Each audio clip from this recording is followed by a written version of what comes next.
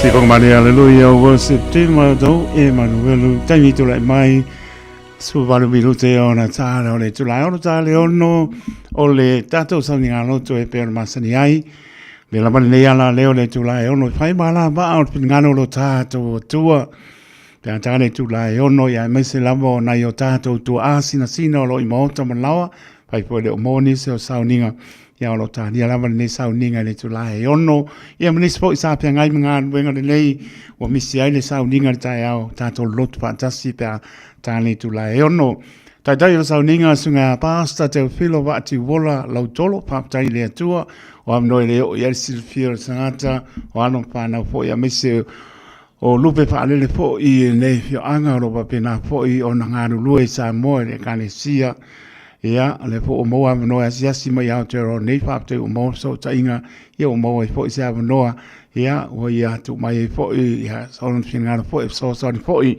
ngan wenga fai pe o finga ro tu lungo nei ala leo le tu la no o le sunga pasa te filo va tu ola la tolo ia o lo ngan rue ia male perto ia tina le Samoa New Testament Church I by telephone ia pe ona ngan lue fa tu mo le no sia sima ia le po la via mo tanto tai pe ta le tu la no ta tonu ro real mano tanto no ne fia la sas fulua o yu lai lu o lu ono fa ta lo le nga fa lo wa le fa tonu ina po ia por camera lo io nisi po fanga fa yaso de ri pe no fa yaso le fianga lo ia fa tu ya le lu ia le o linda wardrobe e pi si la vo ia a mo le no ia fia ia le fa tu la mo ta tele ya le no tu mai mo ta to pe no fa tu ta fio fi mo o me le nei ta to te mo ai fo nei por camera ia me se le man malama inisi o ta upu oni o tato se ta ia lungo le ana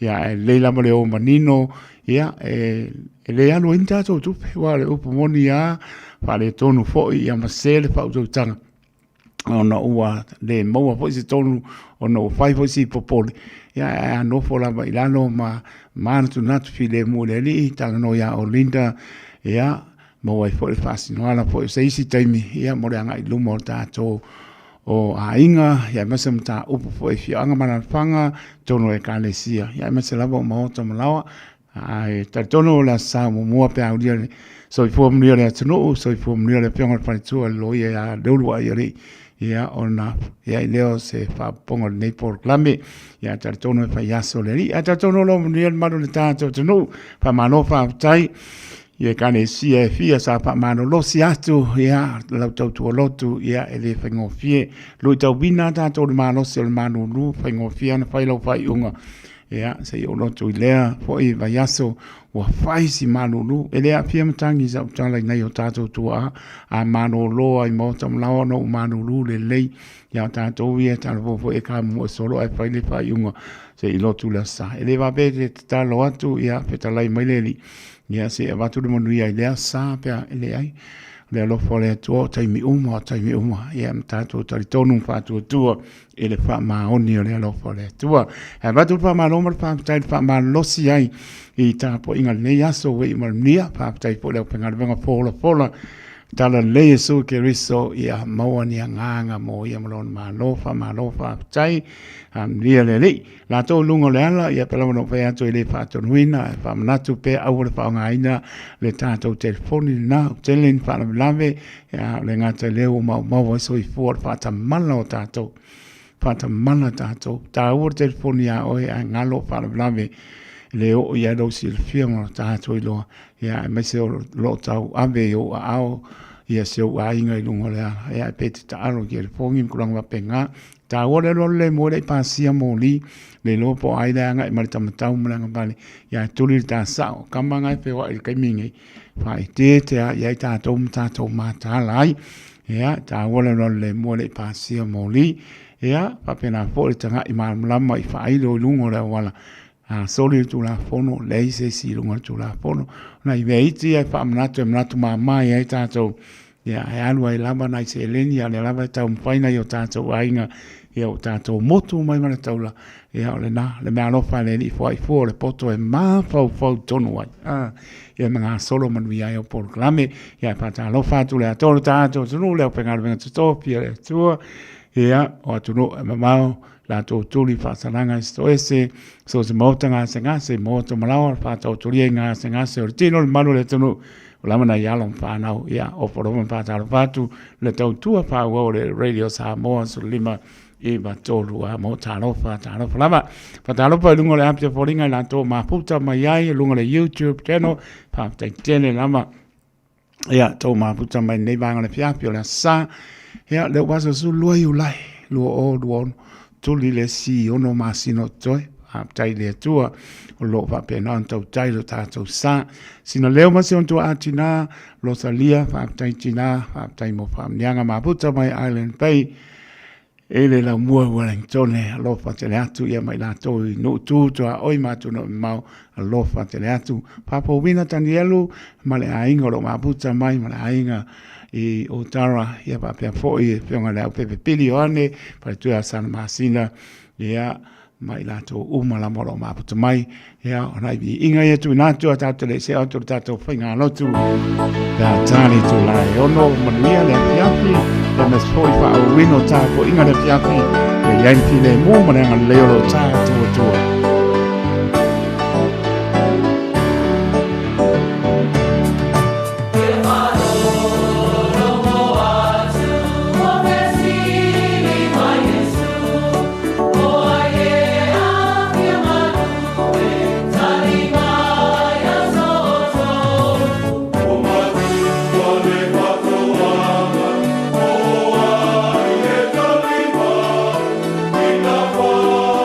With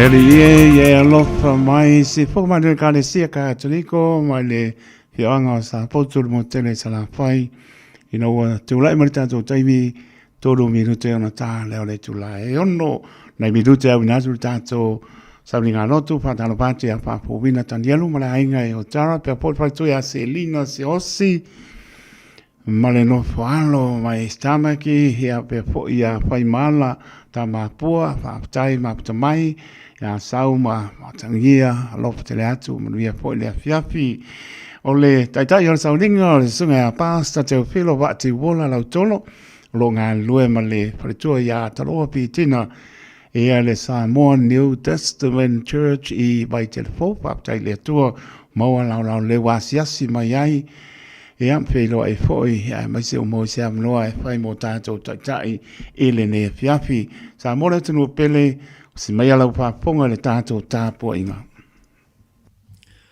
patalo fatu Samoa maunga tele maunga iti le ne foi vai ngale fiafi patalo fa sofa man maloi e sukeriso sofa leo mo fai no tato si tia mo lunga ile ne foi a fiafi Samoa mai a tato tapua i le tua.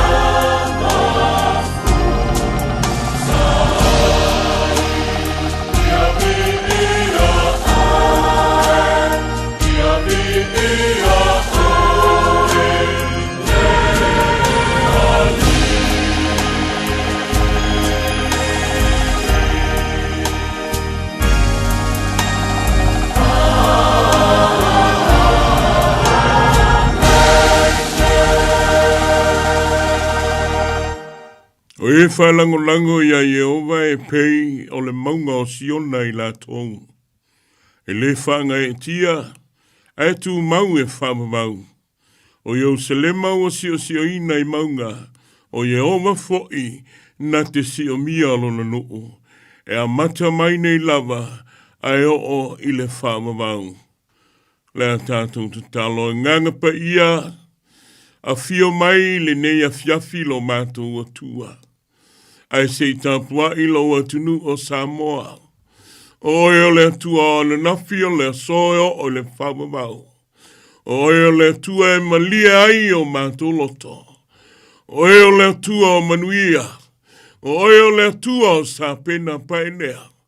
E nganga pa ia e, fio mai la matalina o mātou sauninga le leia fiafi. Nei maso uma e o le whamamau. Tātou pepese le vi inga o le atua.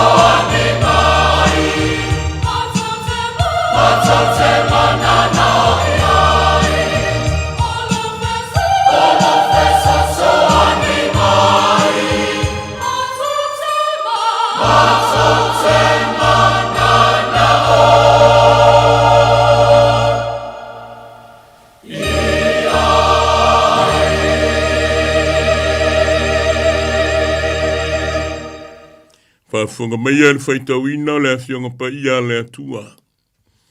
Maua me le tusia le apostolo Paulo I le ekalesia Roma. Roma lona matau pa se fulu ma le lua. A matal whaitau le wheu mua se I whangata mai le lua. Tusia le apostolo Paulo le ekalesia Roma. Lona matau pa se fulu ma le lua. Wheu mua ma le wheu pe lua awhiong maia awhiong pa ia le atua. O le nei le au soe, o te aio iatu ia te o tau, o na le alofa muti vale o le atua, I au tautu ina atu o tau tino I le atua, o le taulanga ola, ma le paia, ma le malie, o le mele te tauai o no tau whaia. Aua foi tau te amio whātasi ma le nei lalolangi. Ai peitai, ia liliuina i le toe fuata ina o tau loto. Ina i o tau sue, pe se ale fina ngalo le atua. O mea wale nei, ma le malie, ma le ato atoa. Therefore, I urge you, brothers, in view of God's mercy, to offer your body as a living sacrifice, holy and pleasing to God. This is your spiritual act of worship. Do not conform any longer to the pattern of this world, but be transformed by the renewing of your mind. Then you, hallelujah, will be able to test and approve what God's will is. His good, pleasing, and perfect will. O afionga pa ia le tua. O se, manatu au tu le neia fiafi. E fa au tu ai se manatu au le neia fiafi Samoa lo watu nupele. E mawhaia la wha autu ina wha pēa. Saunia lo tangata. E whai mataulanga ola. I le atua. Saunia lo tangata e whai mataulanga ola. I le atua.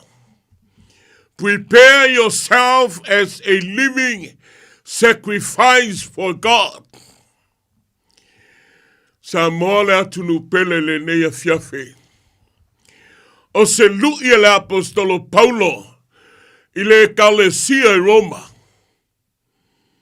I o tautu inatu, o tautino e whai mataulanga ola. I o tautu inatu, o tautino e whai mataulanga ola. Le ale winga o le whai tau. It is a wake-up call, Samoa. Mo oe ma'u mai tatou uma le neia piafi. Kalesia Roma e tasi leo e kalesia e fitu yasia. Lea na whaamalosi au ai le apostolo. Whai mai o le nei le au soe. O te ai o yatu ya te o tou. Ona o le alofa. Muti vale o le atua. Mua. Iau tautu inato tautino i le atua. O le taulanga ola. E paia. E malie. Amene. O amai oile neia fiafi. Kei lo Samoa le atunu lotu. Ai o se toi fafangu. Au se toi whamanatu le apostolo. I le neia fiafi, o te mana o e toi lui ai oe le pōle nei. Tui nātu, tau tino i le atua, e whai mataulanga ola. Kei loa tala no e le tino, e kaukala ia oe ma'u mai tato uma. Ao le sasili, o amai oe le neia fiafi. O amai lau tangata, tui nātu i le atua. O amai lau au nanga i le atua. Whai mai le apostolo o le taulanga ola. E paia e malia i le atua. O amai oi o le taulanga ola. Ka ua i o kuskusinga le apostolo. Whai mai o le taulanga ola. O oe o le tangata na whaia e le atua. Amene. You are the people. Hallelujah. God's create us with his image. Ka kou o le tangata nga whaia e le atua e lona whātusa. Ao amai. Ola elo tangata pele. Amene.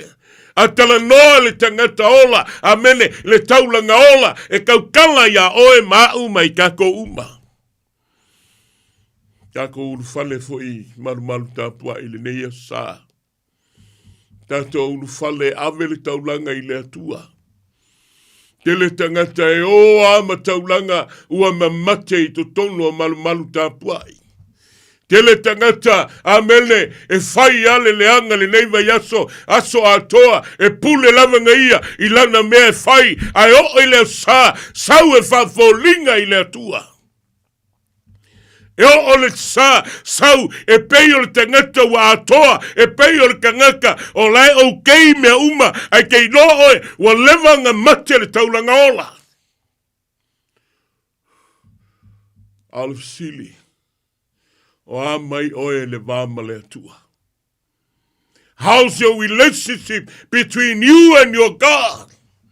O a mai le va oe ma lo atua. Kako ua mai e ka pua i ringe yaso. Kako unu fale i le malu malu ta puai. Ka i kasi tangata ma whaasanga i lona lava ala. Sau e momoli le taulanga. Ai kei loa, amele, e ke sau e momoli le taulanga, a ua leva o ngā make lau kaulanga, ai sea, amele, leanga, o oe le taulanga ola, ua leva ka pisa, mai le asonga fua, se ia o mai, i le ngei aso le aspa ia o le tua, le ke sau e ki ka puai. Ke le fale kongo lo vao oe ma le tua.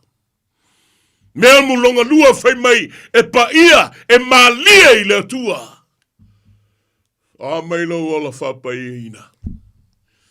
O mai lo tangata. Your relationship between you and your God. How is? O mai. Koe whamangaku le apostolo Paulo. E vai kau e le whai upe lua lea. Whai mai. Aua foi tau te a mio whatasi ma le nei lalolangi.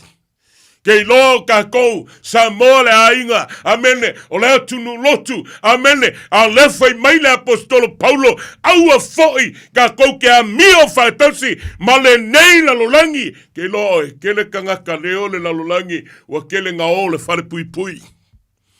Kele kangaka e ola i meo le tino, amene, o lai ngofo le whare pui pui, o lai spolonga i kokongo le toese.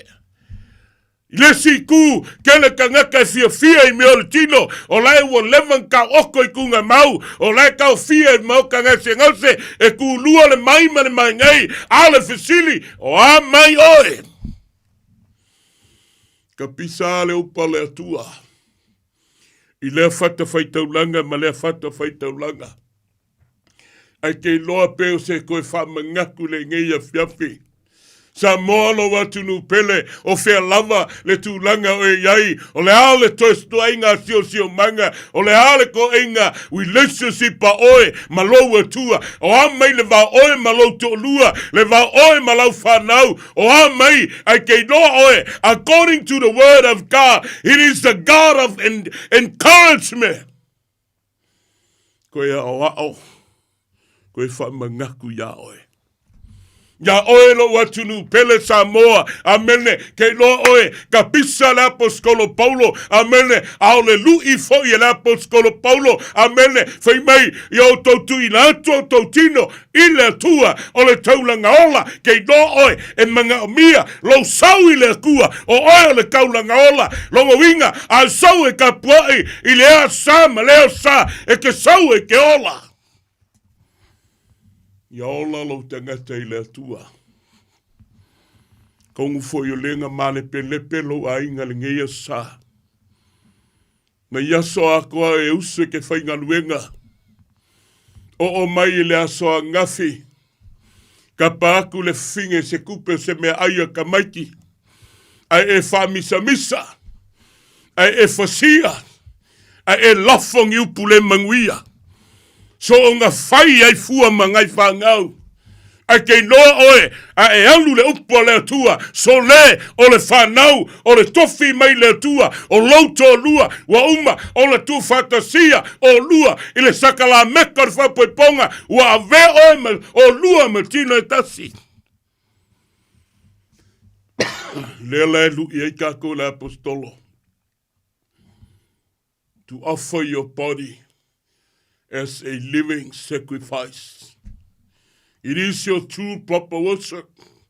longo winga o ka kou le ainga o le atua so le o meia le soe o ke mga o lu i au te oe o le alama le kulanga o lo o iai i le vao oe ma le atua so le o ke koe whamangaku ia ke oe kango e kuu lau tangata i le upo le atua a whai o mamao le vama oe ma le atua kei lo koe lu i au te oe kango e kuu lau tangata i luma o le atua according le upo le atua kango e whaasavali ai a mene o le melenga lu i ai le apostolo Paulo lona tarifa le nganga o Timoteo lua Timoteo mtau pelua lona fai mua fai mai o le nei Timoteo ongosai i me ti ngai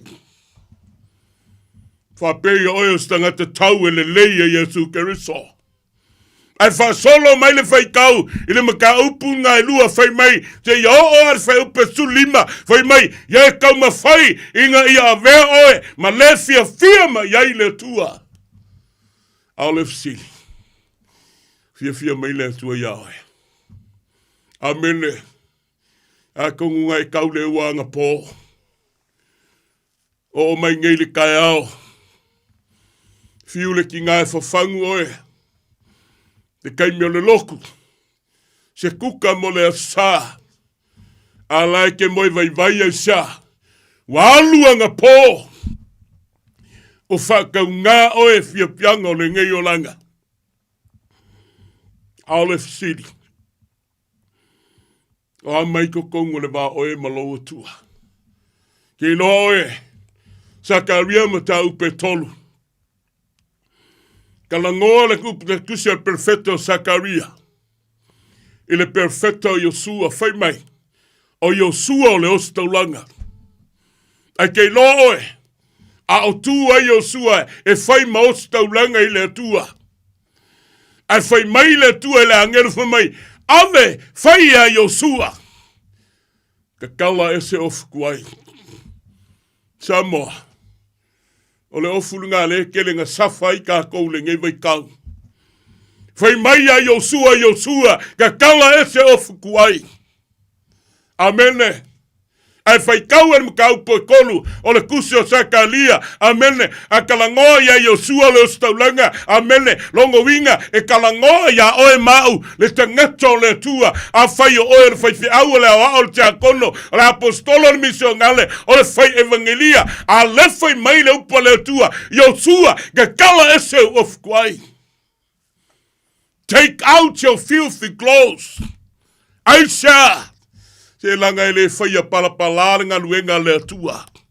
Ele mawhai ongo kako o mai e fai le fina ngalo le atua. A lai kako ke ofua i ofu kuai a kalangoa le ofu kuai e kaukala le olanga kuai.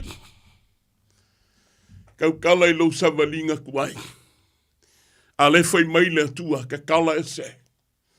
Ai fai kau iai na maka upuringa, fai upe lua kolu, amene, a o ku ai o sua, sau fo i mai Yesu, ai kei loe, a lai loko loko iai ma sakangi, fai mai Yesu, sakangi, au ke ha o wa i aku ya ke oe. A o wa i aku. O le sile mea inga ke lele loko i le atua. Le mawhai, ona tu la fo inga i ka kou e le atua. Sau foi sa kangi e kama fai e attack.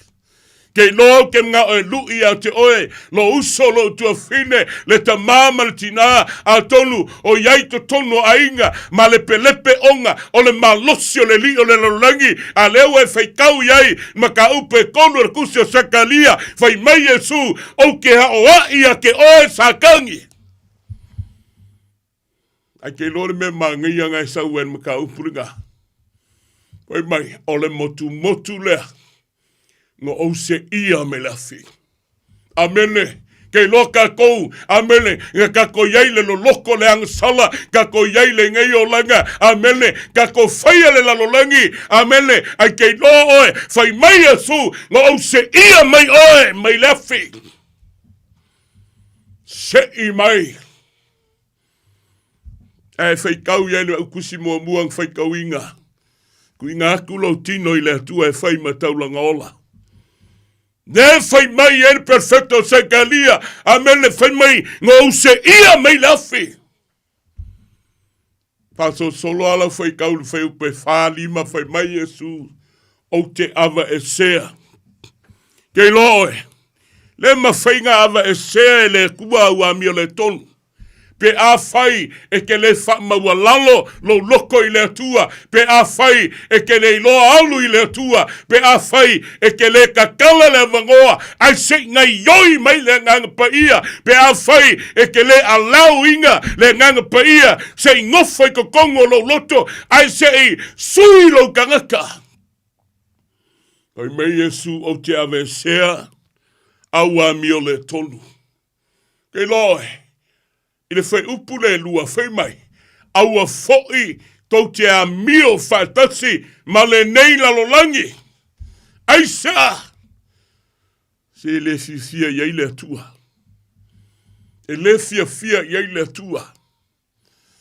A le whai upu a le su lima pe ngō whai kau ia, ngō whai loa ia te oe kusi o Timoteo. Whai mai ia e tau mawhai ina ia avea oe ma le fia ma iai le atua. Mea mua, haleluya, o le whai ngaruenga. E le aise mea ma ai. Nate, vai tonu ina le upu moni. Longo inga e ke whai ngaruenga. E le aise mea e ke popole ai. O ofi ka ma whai ngaka. E o mai ke no oe. E pou lalo loko i le atua. Ai sea, leanga, e moni lo fatua tua i le atua. E moni lo fatua tua i le atua. E moni lo tangata i le atua.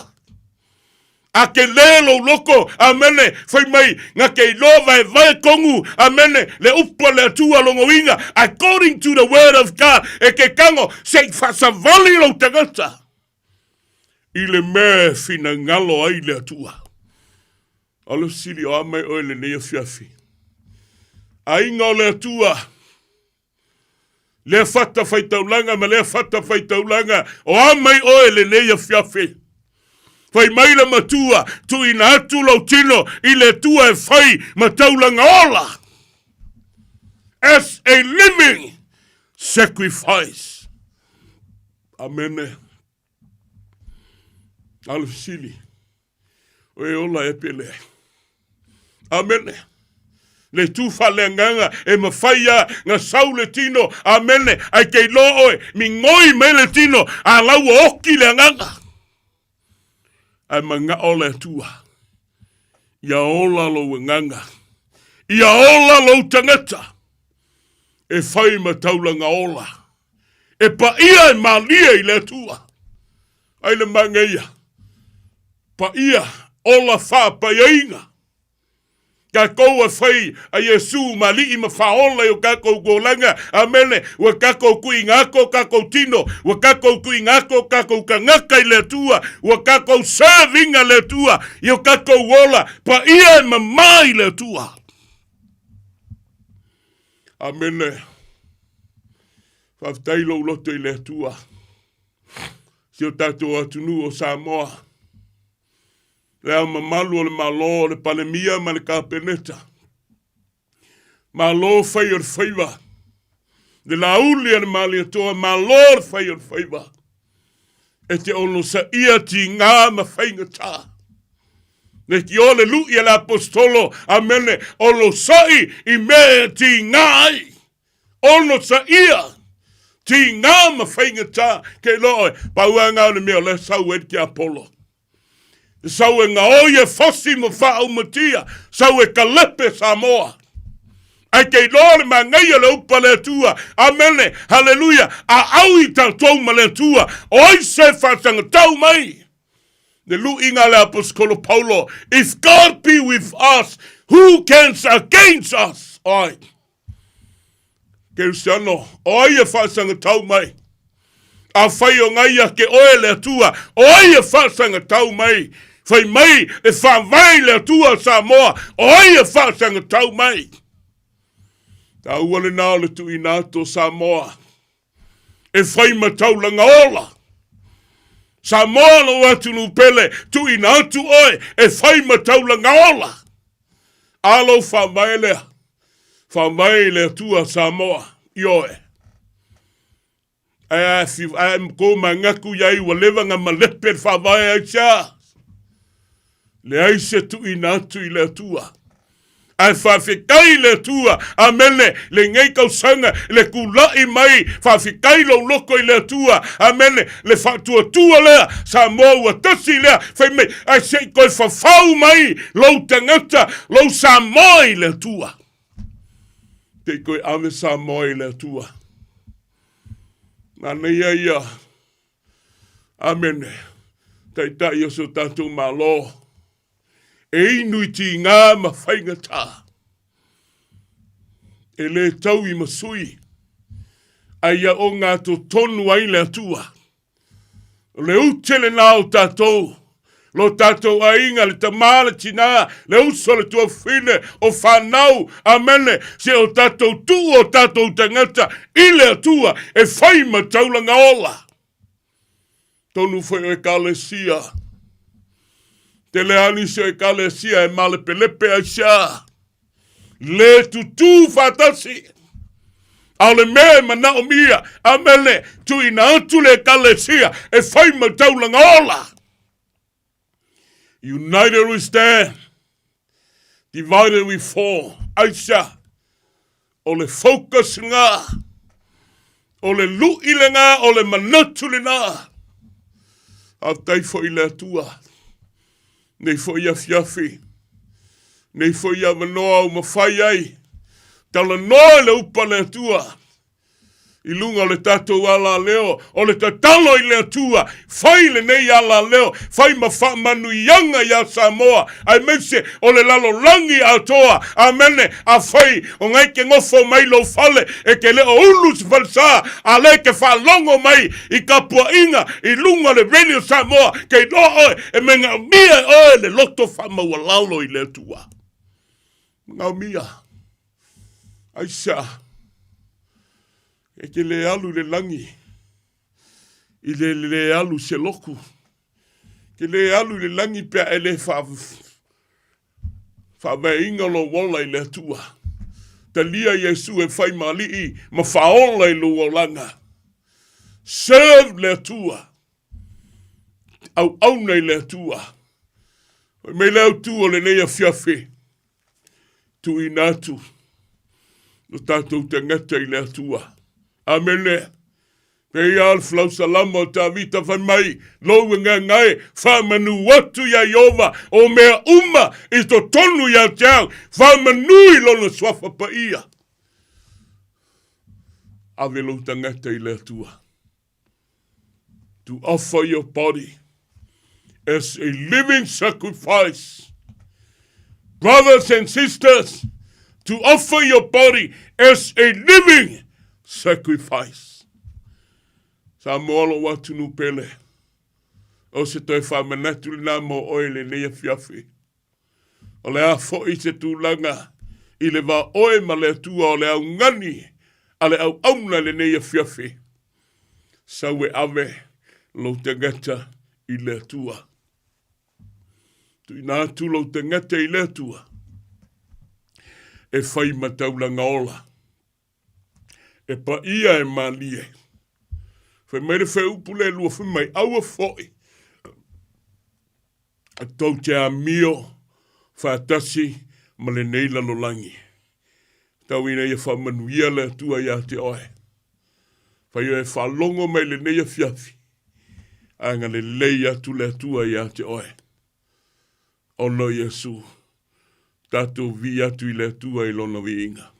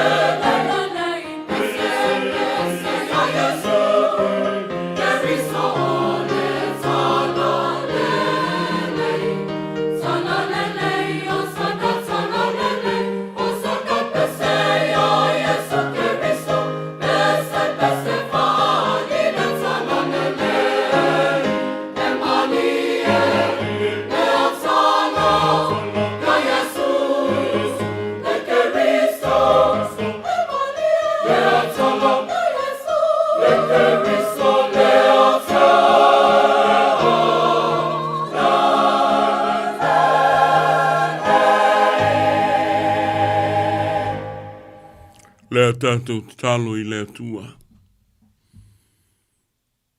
Iova le atua lo mātou te mai. Yesu Keriso lo mātou alii ma lo mātou whaola. Le nganga pa ia lo mātou whesoa soani sili. Wa umale ngaluenga le tangata. Tui nā tu le ngaluenga mamana oe nganga pa ia. Se ye mo moli lo upu I loto ma fina ngalo se o mātou atunu o Samoa. Whaftai lau tau singa. Whaftai lau pui puinga. Sa mātou lufale o malu malu. Ta puai lo nuu ia te oele ne yaso. Ia mawalunga sovi inga lo mātou ta mā. Le tua. Pa ngā leo I mātou o ni le ai o luma. Mātou saafi ma pepese. Mātou talatala lau a fionga. Mātou talanoa I lo le lei lo mātou atua. Pe tai o mātou o ni au auna I le au ngā. Leli ie mātou te tatalo I lau a fio. E le aia se mea mātou te mawhaia. Pe au noa ma oelo mātou te mā. Nganga pa ia. Si o miai mātou le paafi o lo nganga. Le tioa whai mai lau a fionga. Whautai leo ma whapupuina lo a ao. Te le ma whaola. E le tutuli foi o te linga. E te le ma whafufonga. Whaftai lo mātou atua. Oe le atua o sa pena painea. Oe o le atua o sa pota. Le atua oe o ananafi o le so. E o le whababau. Mātou te talo I lau a fio. Ni whale tonu o se o mātou atunu. Atunu pele o Samoa. Le ngata I leo a inga o nuu ma lalawhanga. Tono e kale sia lo mātou te mā. Mātou whātou ese le atua. Whamamā ma whamangalo I mātou lo mātou te mai. Le mataua le toto lo mātou ali I whaola. Sausauina ai mātou o lau whanau. Whamamaina ai o mātou whale tonu lo mātou atua. Te mau te talo. O oe le atua alofa. O oe le atua e alofa muti muti vale. E tele ngese lo to sa. Au a tele lo alofa lo mātou te mai. Te anga le lei si o mātou atunu o Samoa. Le ngata I leo New Zealand nei. O auto va ai o tangata. No nofo mau ai lo mātou te mai. Wale sailinga o manuia. A wale lumanai o ainga e kale sia manuu lo mātou te mai. Mātou tu ina tu mea uma ia te oe. Leli ia te whaitauina o mātou laulu. Te whaitauina o mātou mana tunatunga. Te whaitauina so se mea mātou te whaia. Whia lava le mea mātou te angai ai. Le aise me lilo I lau sila whanga. Pe fofola lo mātou moenga I se oli. E iai lava oe lo mātou te pae. Pe te mātou te lalafi turi manu e fia o le ke lope. E iai lava oe longa winga te mai. Le aise me lilo I a te oe. Te mātou te talo. Anga le lei le nei mai aso. Le amatalia o te ute ma whaiva o lo atu nuu. Wha ma malu mai o a aolo mātou te mai. Oi o mawhatia I te tono maota malawa. Maota ngase. Lunga le eo le sami. O le maolo mātou te mai. Ti e lofa mai anga le lei lawe ai lo mātou te mai. Lau upu le li ie. Tō matauina ai le sefuanga nue. Lo mātou ola au auna. E tai mua ai le mātou whalaunga.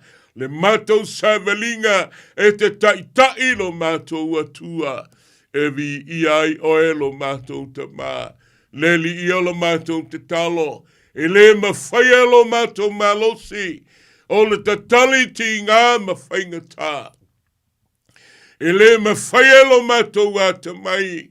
ona whawasenga le luluti mai o whitao le nei o langa. E le mawhaia se poto po se loa na o oeanga ngapa ia.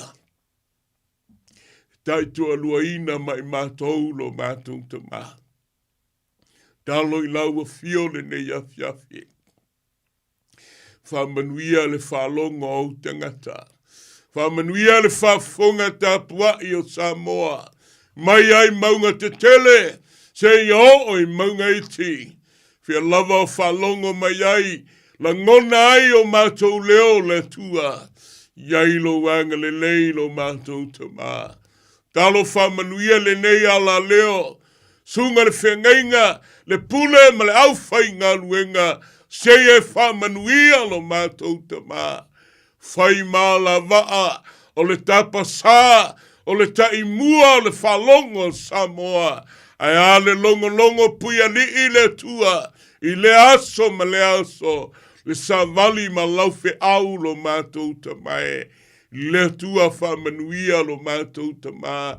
Lau au auna foi o tiute le nei a fiafi, sunga foi le lia ao, le matua taulangi a taitolo mātou te mai, whafua loa le soifua manuia, whamanuia le au nanga le li ie, le tua o lau te talo, a nganga pa ia, se e whamanuia o tangata, le au mamalu o le malo, le palemia ma le kapeneta, le ngata I lea, o au nao taitai o e kalesia, I lea fata ma lea fata lo mātou te mā, se e whamanuia lo mātou te mai, mātou wō fatasi ma oe le nei vai aso, e ui le malu lua le tau le nei atu nuu, leli ie, o a ao e mawhana whana ina ai mātou, o whalava leli ie, mātou te malo lo ai lo mātou te mai, le tua o lau te talo le nei a fiafi, whamanuia si o mātou atu nuu o Samoa, mai ai o nei tū te tele, Yo nei tū taulangi, mai ai maunga te tele iau se I o ai maunga iti.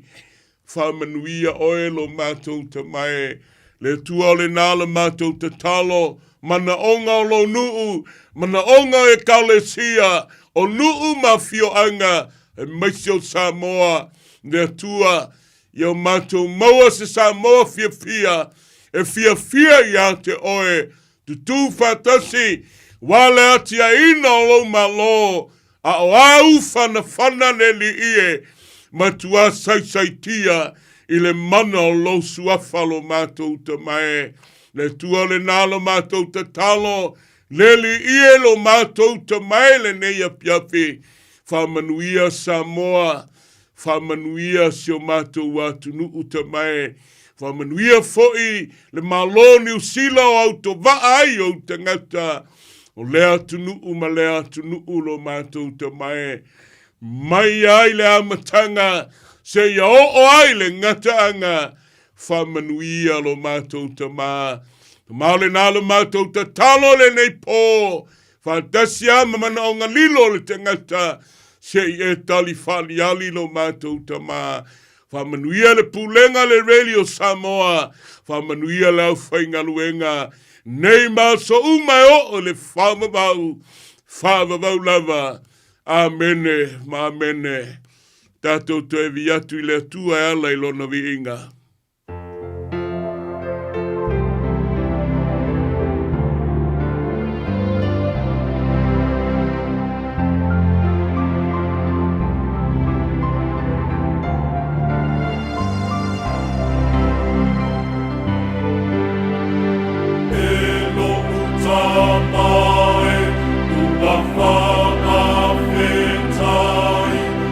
Ua sili lo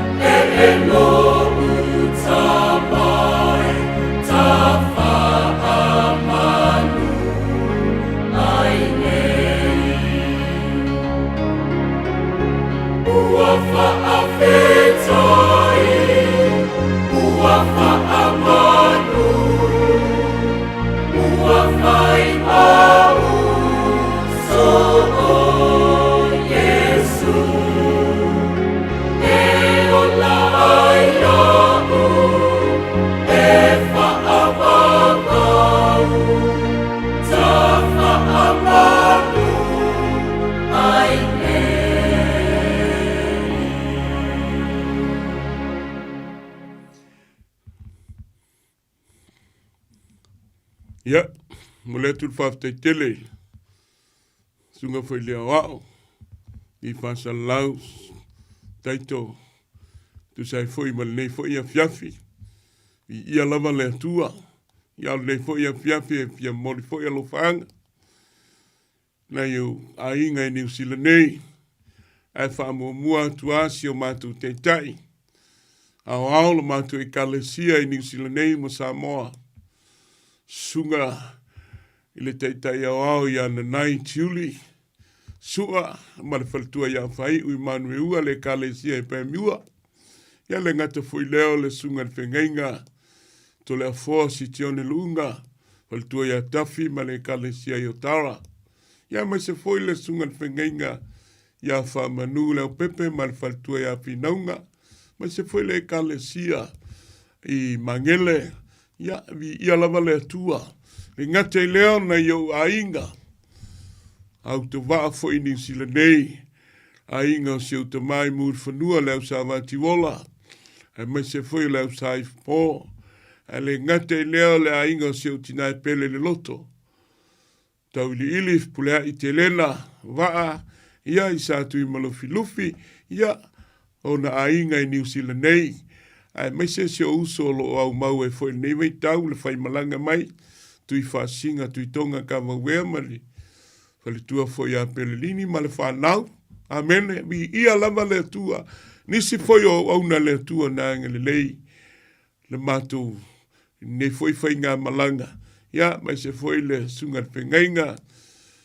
Ia Fereti Kurene, ma le fatua, ma le kalesia Merasko. Ai mai se o auna ma lava le tua. Ua le ta ua tua lo sua whaianga le lei atu le tua. Mai se o lo whaanga moli foi si o matu ainga i Samoa si o e kale si e pele le loto. I vai telefou le Samoa New Testament Church vai telefou. Ia o lo whatali mai e si o matu ainga tala pitina lo tolo. Ia pa ia mawalunga e kale si ia o ao ma te akono. Tupulanga tama ma teine amene. Moli atu alo whaanga e leo te umi foi. Te e ta liu foi le uto le whai ngā malanga. Le ngata foi leo nisi foi o whanau i New Zealand nei. Lea fine foi a tesi ma le tō lua. I nai manueua. Le ngata foi leo lea fine a sia. Ia moli atu o lo whaanga mo o lua. Talo foi le tua. Ia ngale lei. I ngaluenga ma whita i tunga li nei foi atu nu. Amene. Whaptolo whaanga i lau sunga le ao. Lau fionga le matua taulangi taito. E ngai fo i matiute le nei aso. Ia e le ngata fo i leo le whalitua. Ia filo i aulo. Ia i le whamalo longa le atua. Ngata fo i leo ia o le fionga le whalitua. Ia niu a folau. Ia ma le sunga le whengai ngai tutuila. Ia whano whanu i ngai tula. O i ngai... Whangaitua. I whangaitua. Ia mole atu alo whaanga. Ai. Sunga whengainga marwhatua. Ai mai se. O tātou a inga. A whaifoi wale ta ua tule ingoa. Ia stina fo ia tui whasinga. Aina mare whanau. Whionga ia tena maanga. Ia i nai mangele. Ia ta mafo ia maa moe vau mare whanau. Ia o lātou umasunga lawa o ia aisea marwhatua. Amene. Le ngata fo i lea. Ia. O wo mau me mai lato umana ngale lei foi i le autovaa mai nei New Zealand nei ia whamanuia le atua i mena e ngale lei ai mai se foi le apostolo ia Fredi Soalo ma futa foi le nei aso e kale sia ngalua ia ngale lei atu le atua amene e rau te umi foi koe foi foi ngā malanga au le talo a ngale lei le atua o leo wa faisi umi masinga mangai vai aso ia ele o maua se mai o le anga le leile tua o le maua ar malosi ko anga e alu sona alu le spa alu le pool ko anga e kolengi sa ili malosi wa ka ko foi fe au le ai se o ngai la unga ele upu ai vai mele kalesia ia o la sela ku lungon pula ia po la ka mole aku amene e manga o mia le o fa kasi le soifua maloloina le nganga ia ai me se foi solo soifua le tino longo inga kipire ai ia ko anga ingure he polai, ia ko anga sa vali e vi ia ile tua, ia na ia ualo whaanga lea, ke wale ia sunga si whawhengainga koe mangkua si uso whiwhi au ia moso, pi ngaki, i ngai manue ua marwhalitua ia lima, ia male kale sia vi ia leli, whamanguia atu le tua, o e foi o e whanongolongo mai lo leo, wale maua aku lo swafa, whamanguia atu le tua, amene le atali ifo ia lofa matolua ia matai, ia Australia, ia angalele iaku le akua, se o ko lua pele ai Samoa tina lautolo, se au whangau, se au e kale sia, alofa aku, e o vai kako, amene, ia ngai lo whaanga ia keiko, anga le leile tua i kai meo ringe ia piafi kiuke, ia maualo malosi, ia au whalongo ngā wā marifiku sifulu lau sunga, ia ngai pe ia ngai whakua e lima sifulu,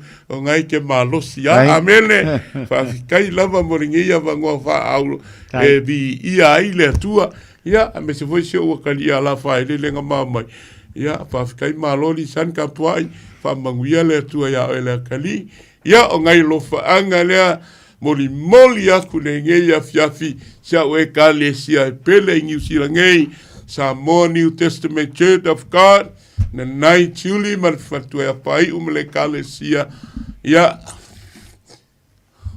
finaunga ma le sunga whengainga, ia whamanu ia, si kionge foi ma le whamangu aku lo waspangau, lau sunga le whengainga, tole a foa, ono sfu tolu tausanga ia whamanguia aku happy birthday web ia whamanguia aku le tua ngai foi vaenga le fiafi ia God bless, love you all in Jesus name, amen.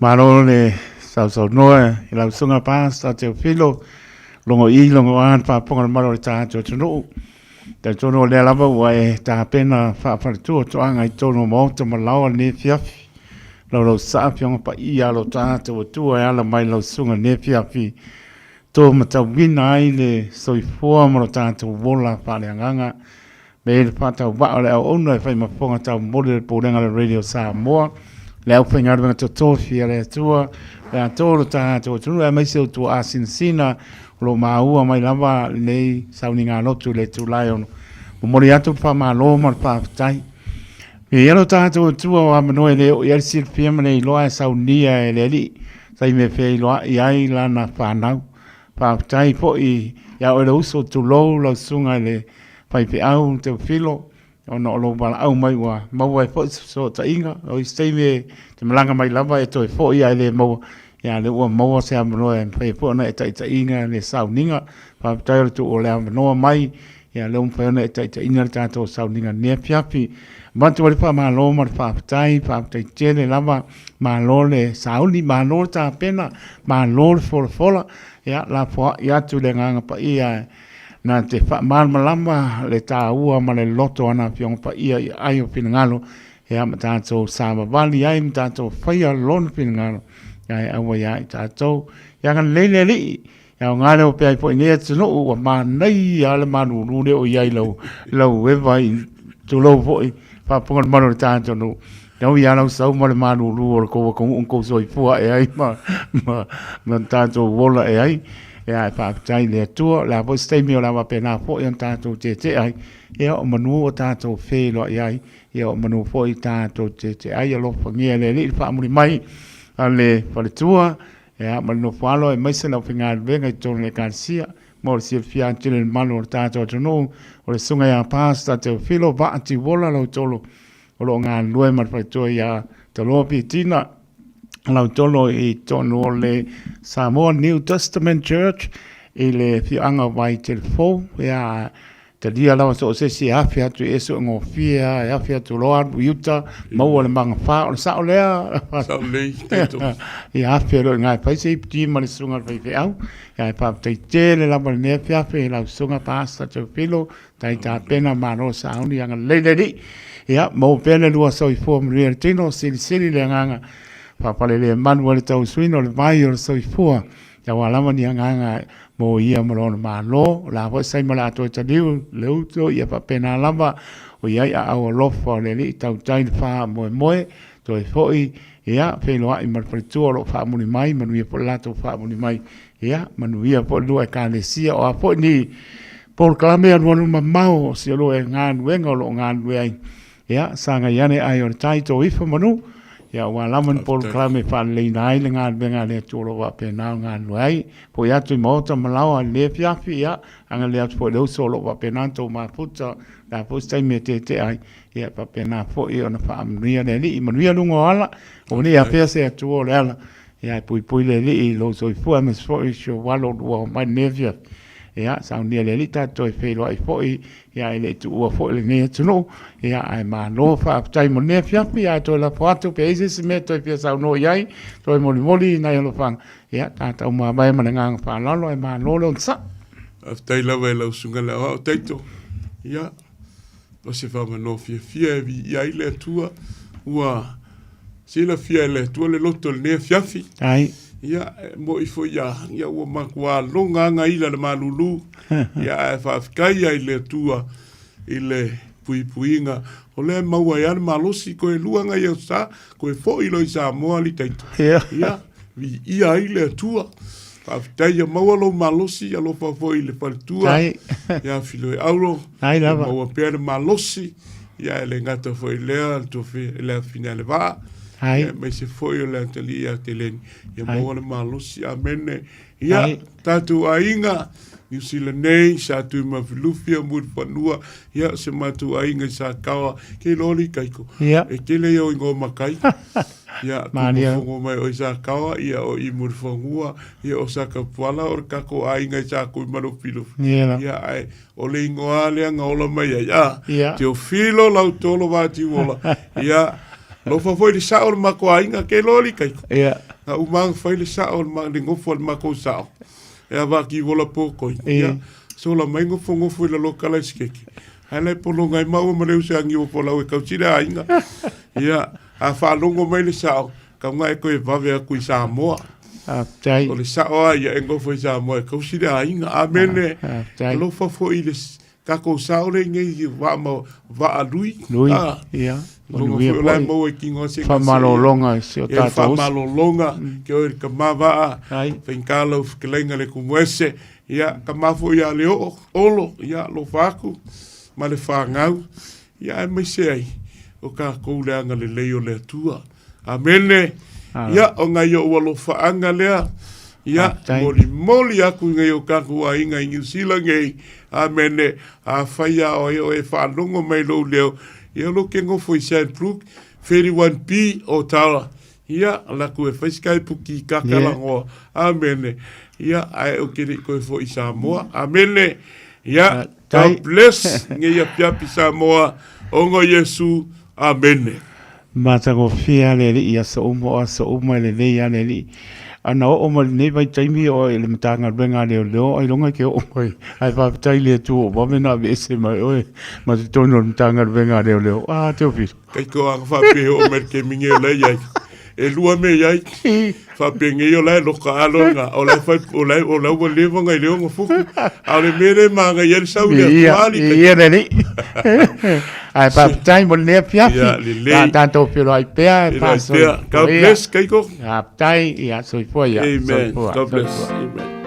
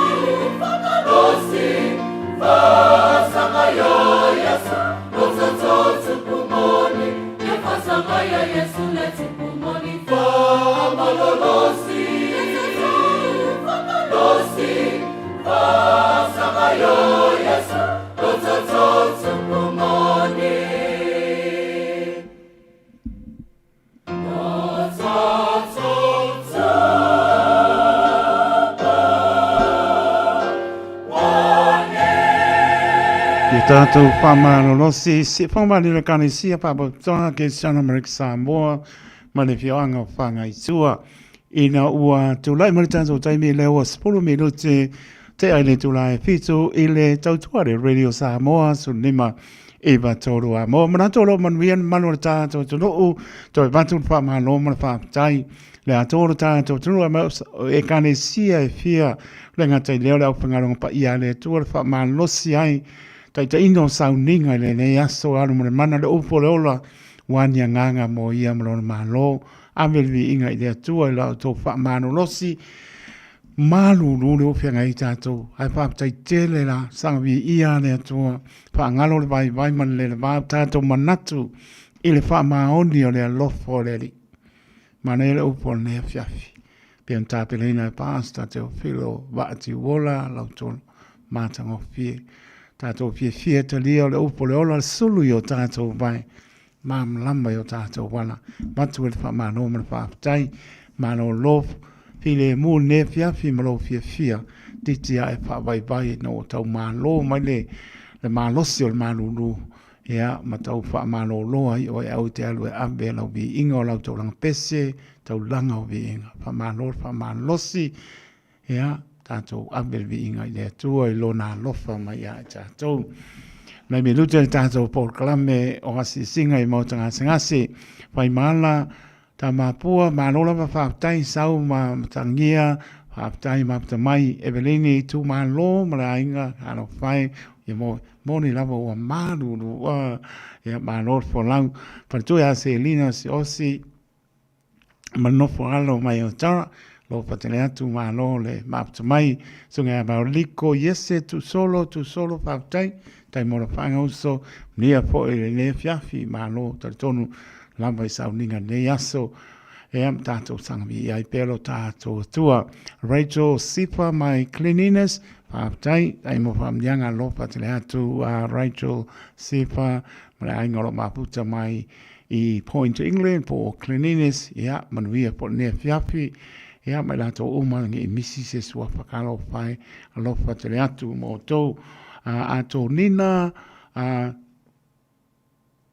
tuli atu ia manola ma whaapatai babta mai ato nina alo whai e la sunga ia tuli pātea uso o mai tuli pātea alofa te atu I le palitua mai no whaalo manola ngā lue tuli pātea ia manuia po ia po whanga le nei aso, e mese o le vai aso o mua.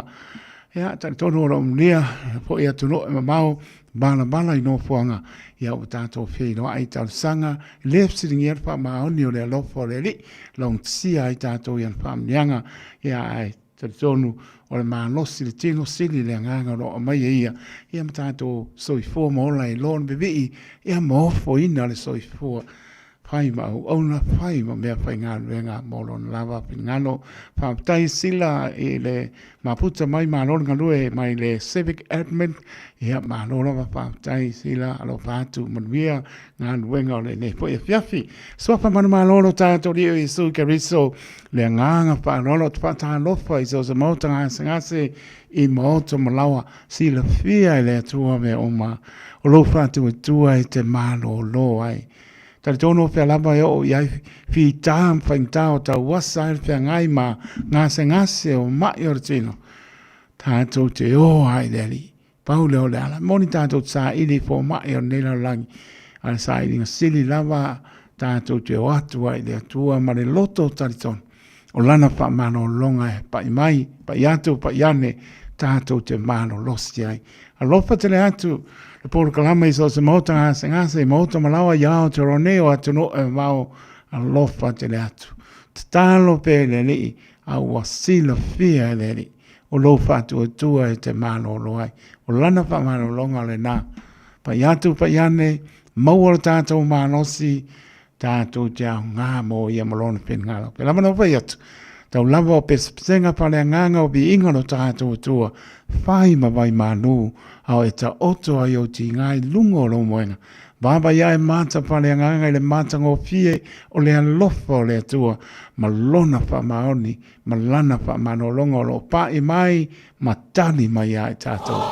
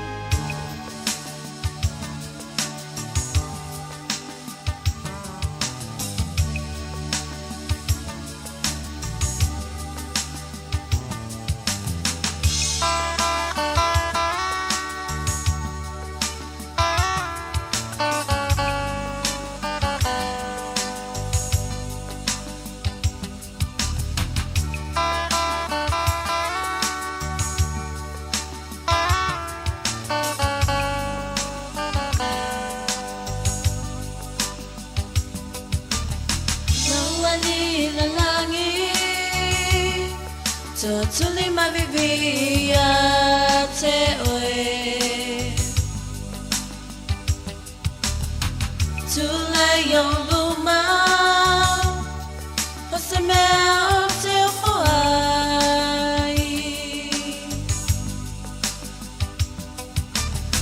Alo matango fie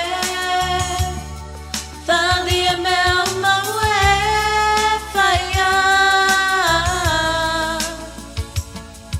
Aoi le faola Loa li le tupu Uana o oe I lo wha moe moe Uana o oe E tatawi ai o le vihinga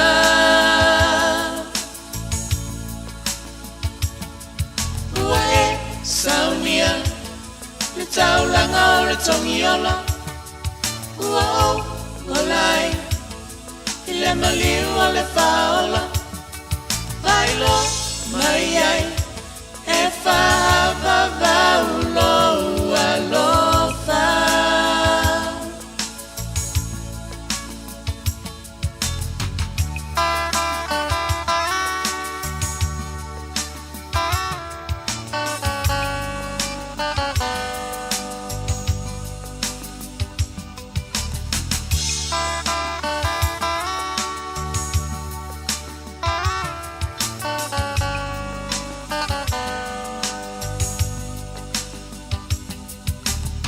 Noa ni la langi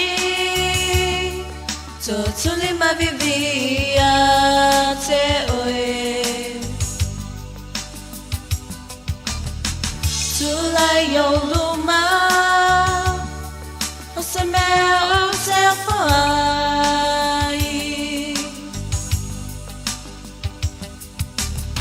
Alo matango fie Fali a mea maue whaia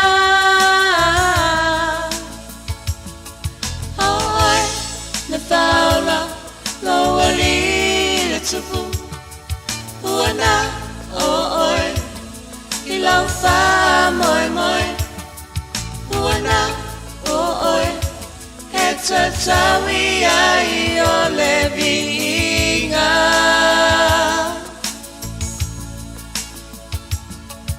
Ua e saunia Le tauranga o le tongiola Ua o lai I le maliu o le faola Whailo mai ai E whaavavau loa lofa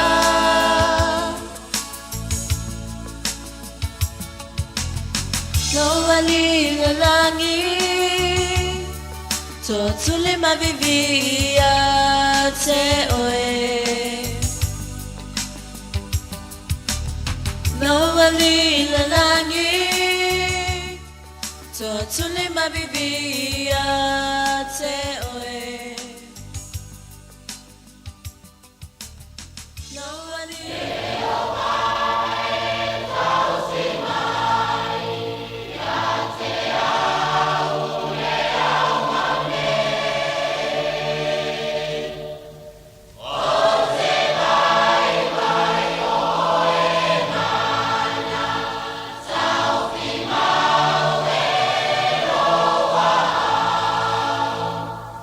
Le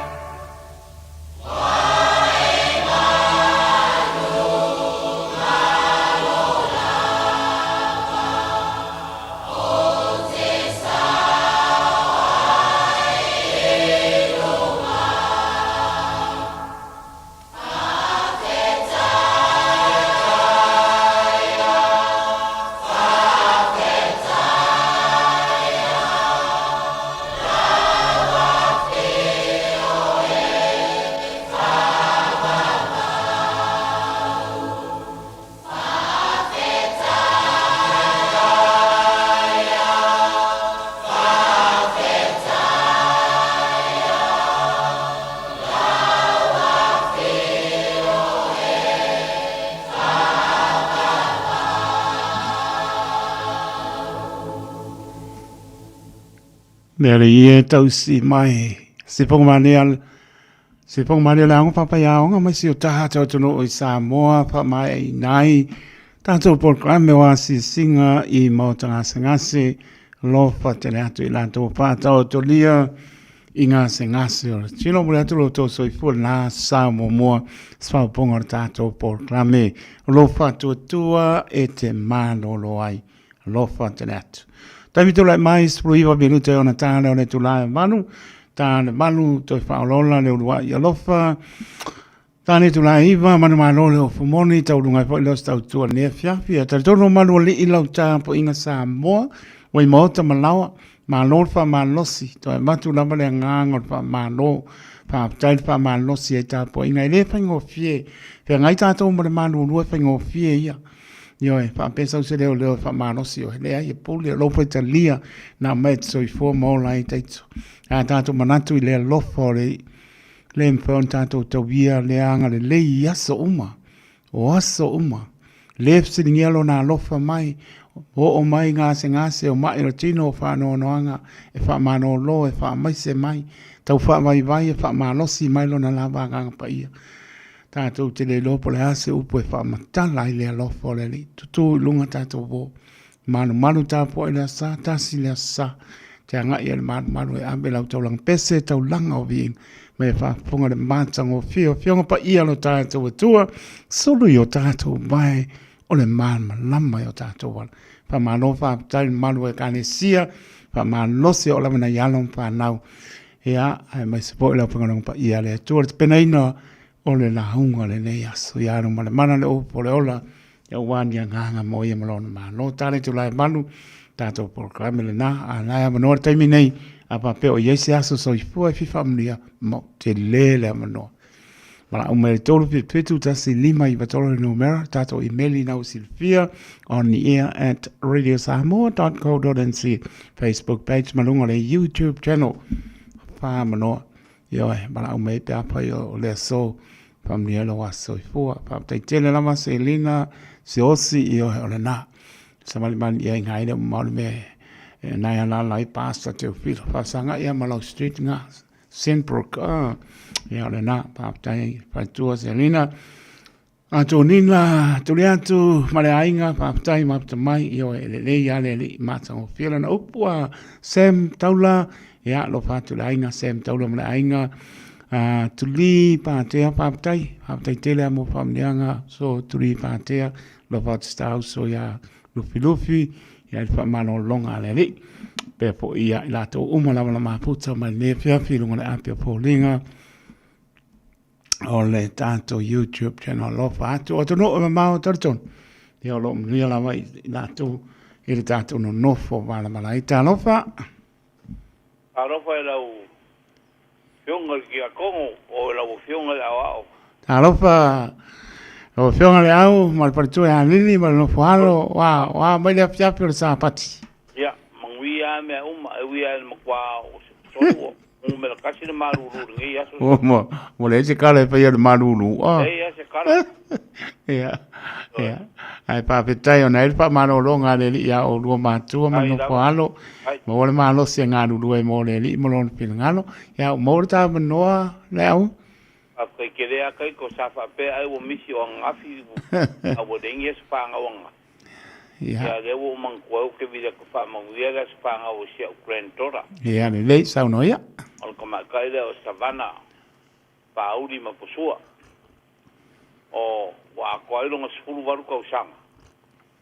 Ya nga rengi e so fanga u le so le so marolo ya ale wo vidi ko i ya ki oele na usuale fa mo ye so fanga o le finge ya o le kalo o manga moria la awi o manga mo mori la awi I fefo nga ala ka me de fer fongo me kis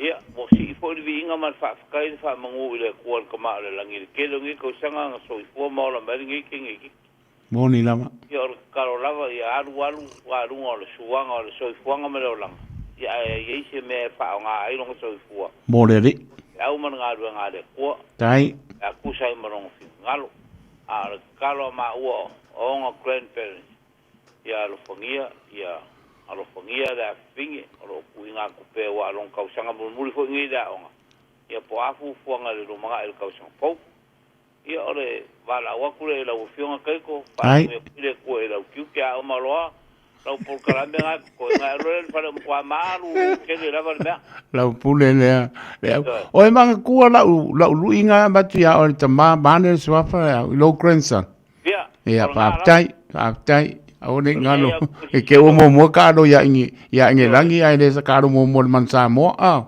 ia o lai paringa o ka faui aso maro lo ma kua pa tai o ia man via fo ile e vai vanga ma ya la po ile le lumana I po per passi no manga le foi ngalo kaiko tai ya fa mo ia ke la sunga ile tai la ia ka ko fe do ai fo pero ai pea tai lili lo fatu mo lo lili ya ma te mai ya le au tai mo lo faanga famlianga mni fo o lo mano fo alo mano ia mano lo ngor po fa ma fan fa o mano lu pa fe kai lava ia pa so fu ia mo le po le au ma lili so fu na no tanto leina ia ia ma ro so o ia ia o le wotoi su tonu minute ona tahana le tula malu tato por clame toi fa ola le ulua ia lofa o le pese le fa mnia ila to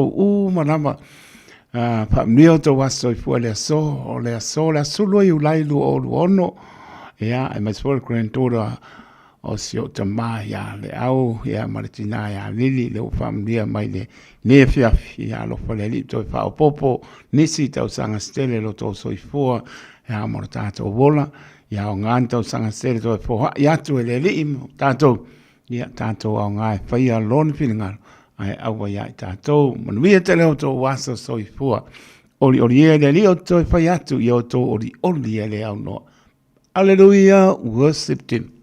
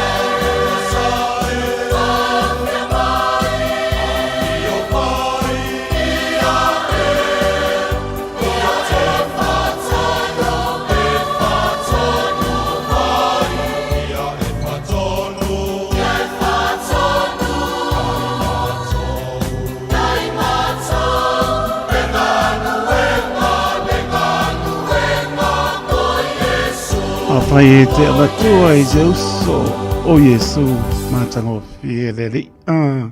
Se po mario le kanesia katoriko mai le pianga sa pontu mo tele sa pai ina ua. Tulai martato taimi le ua tato lamane tula manu patalo batu ya sila o lo maputa mangan benga le civic admin ape po le palto ya Maria Belpiti masunga ya sau sunga ya sua Pelpiti mal no falo malo manuel fa muli au suia fono kanana fo lo fazio to e kanesia e paka sa I papakura lewa tapena mai le sunga to ina to ala man foto fa fono sunga to ina teori to loma tato por clame to fa lona lewa ya lofa smaya lofa ponga Samoa.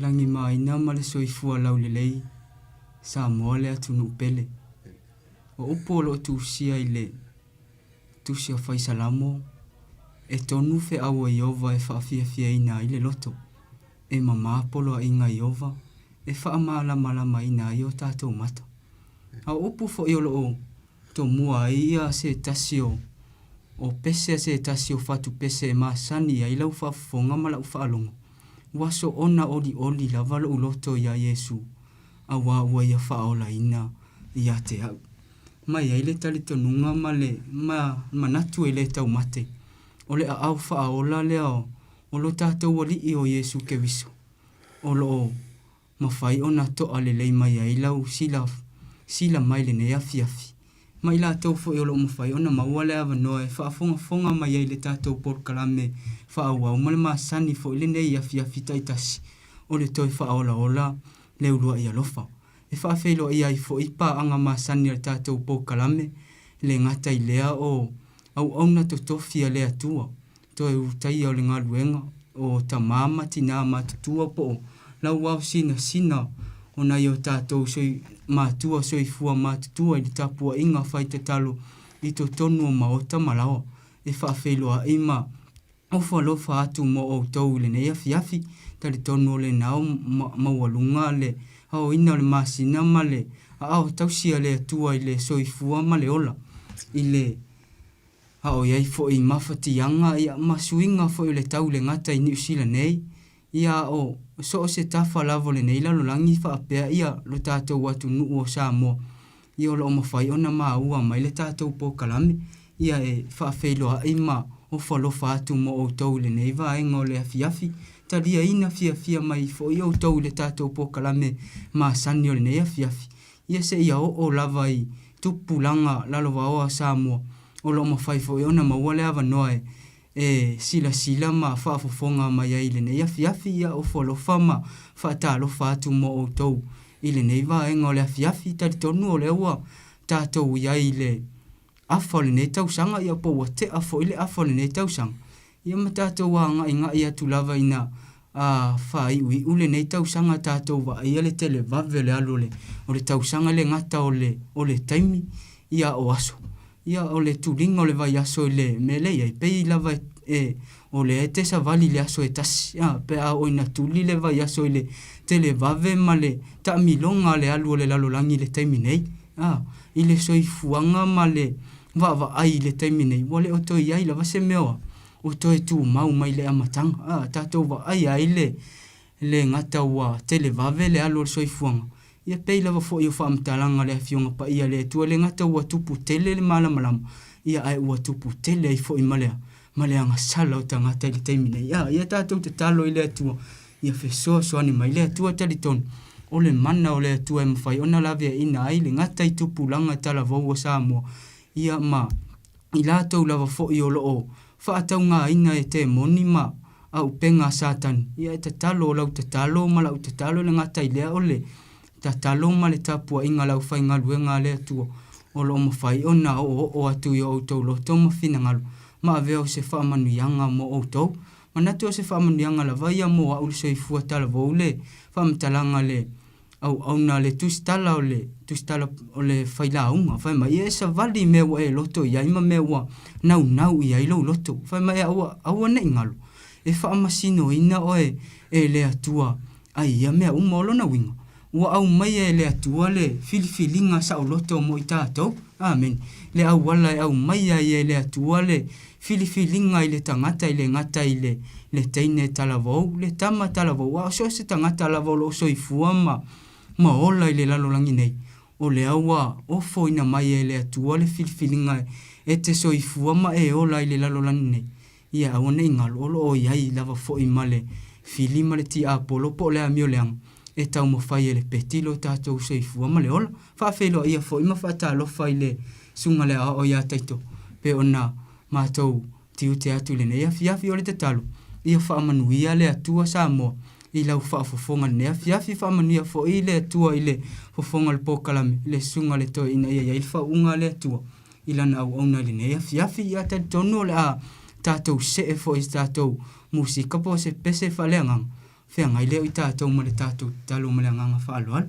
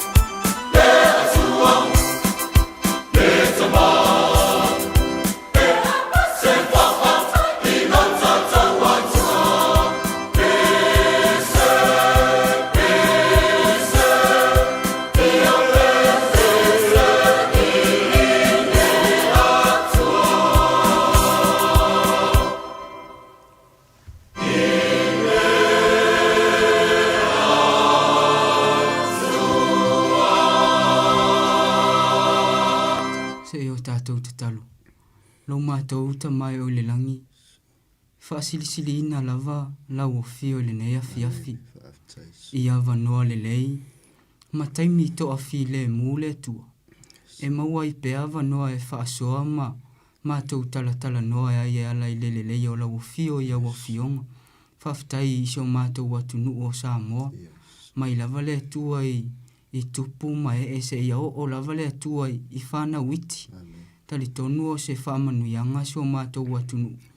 Ao ia ila o fio e loto i so por kalame le ngata ilea o le whaonga ina o tangata nu o Samoa i so se vaenga lava o le neila lolangi le ngata i le soifua au na mo lau o fio ia o se whaamanuianga lava mo nisi fo i le atua o atunu o lo vava aima mai tau mai ma tau te talo ai le nei afiafi le atua se e fesoasoani mai lau o fio i le por kalame pe ona mātou maua i fo ile nei afiafi e whaasoa i lau a fionga o le tusi pa ia le tu le ngata e whaatamaina i mātou. Ai mawhai le atua ona o atu i loto o tangata le file mu, e le oni upu e whaapopole pe whaafefeina i mātou. Au upu e whaamalosia ma au mai ai le loto tele ia te i mātou. Mātou te fili pe le atua mo oi, au maua le avanoa. Au mawhai ona mātou langona ina le si uleo alofa o lau fio, o e wala au mai pea mo i mātou.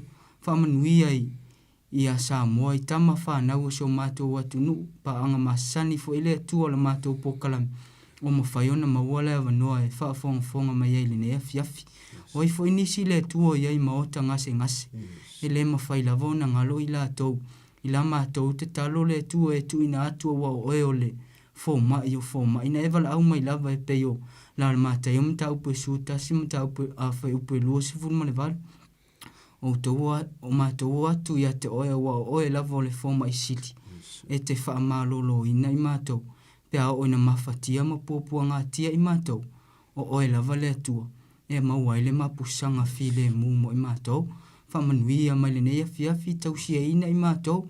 I o i o mātou loto. Le file mu le atua. O lau upu moni e te whesoasoani mai ai mo i mātou. Whamanui a le neia fiafi, whamanui ai i le ala leo fo i le radio sa meo la atou lau mawhai ona. Whaia ia ti ute ma po kalame. Ia wala vale manui au o nisi o mawhai ona maua le avano. E whaafofonga mai ai po kalame masani ma aveo se whaamanuianga mo i la atou. I le nea fiafi whaamangalo ia so mātou atunu o Samoa. Le ngata i leo i mātou umalafa. I lau lava suafa Yesu o le mwala au atuai nei. Amen. Ia manatu o le nei tula fiafi o le ale ngau tāse le ngona fo i toe o ili whaafelo inga. Le ua pa i fina ngaro maloto. Tuli manu mata whaafio le laulangi sa mo i lau mai moanga maua po lau mai moanga mamana. Ia ile nei tula fiafi. Natu sa tātou le mafuta i le aso sa ua tuanai. Ia o se whaamanuianga foi. Ia le sui o le sema pe o upo le tātou ngangana. Ia morisi le fia iei nisi na wala au mai e tea so tai mai. Ia i le whaila ungo i le vai ason tona e tunei morisi le fia ia o se whaifi au malolo so matou e kalesia. E ui lava i lona tua no amari tuangia. Ia e morisi le fia. E leo se fō mai fō i lea mō ngase ngasolitino. O le fō mai o le tuspa ia. Ia o se tangata e maurunga le wha i lunga tu lou e leo avatu se whamatalang wha uina mai i se tasi fō i o University i Amerika. St. Andrews, le ana wha uina mai ai o ia o le fō mai o le tuspa ia. E se lale matang o fia o le bavai o fō i le nawa i aso. I le wha longolongo ona na iei fō ina i por kalame na fuai ia ona maua le avanoa e hui lava fō i le pisi. Au te whaafitai o maua le avanoa i sunga le fō mai. Au ia fō i o le whaia onga i le universite tātou i Aukilani. Le alau atu ua onga, maua i loa le avanoa. Ana le aila lana po kalame fō i sa iai se iso e kalesia ma se camp. Le fato a langona o lau o le maota nei sunga le fō mai. Ia e whaafitai ai le atua i le lao lao. Whaasoa mana i o upu ia na sauno e le fō mai le vai aso ntuna e tunei. Le mamana marisisiri ese o le atua i le tele o pāneta le aile umwhena vai o tātou mata i lunga le langi. E whamailei u leo ele mwhena wheto ai na pāneta.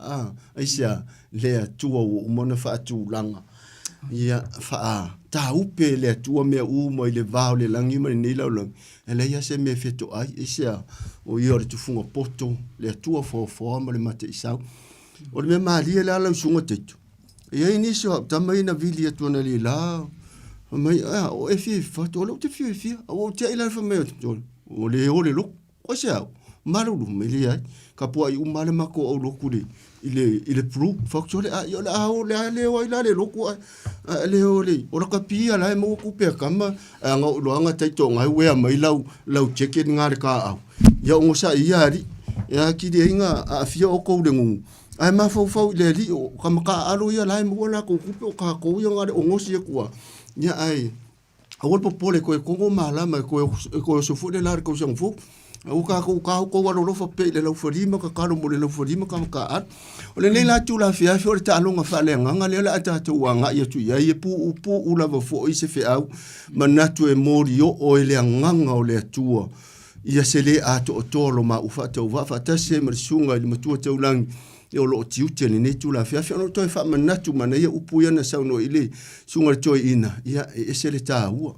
e fa mai te talo le a Yesu le Yohane suma fitu fa pu suma le fitu ia e fa pa ia ina ila to la upu moni o la o fiongo le upu moni le sanctify them by your truth your word is truth le ia se si me fa pa ia ina ita to wana o le afiongo pa ia le tu ele pa ia se tangata to anga le lotu le ai ta tu te pa ia ina o fa u fale le tu ia le ia ke viso me ngang pa ia ta pa ia ina le ta to le mi o ke viso tu se vai ta pu le ni tu la fiafi mo lo to malu mo lo to pa ia ia le fa ina fa pele o ila tu pa ia pe fo na o mo na tu e lo watali mo lo wa fine o ele ta mama tina so i fu ma tu le ma o ta tu fa so io se fa manu yang fo ia a fa ia misi telefoni o ia le tu pa ia misi fo le afionga le tu yo talane ia le fa ina o te talo lava ia to ama ia fa alua ne le nganga o le tu i lau mai moanga ia ise so a fa tau foi o le o mai ise fa lawa mai fa le fa lawa le tu ni tu la fiafi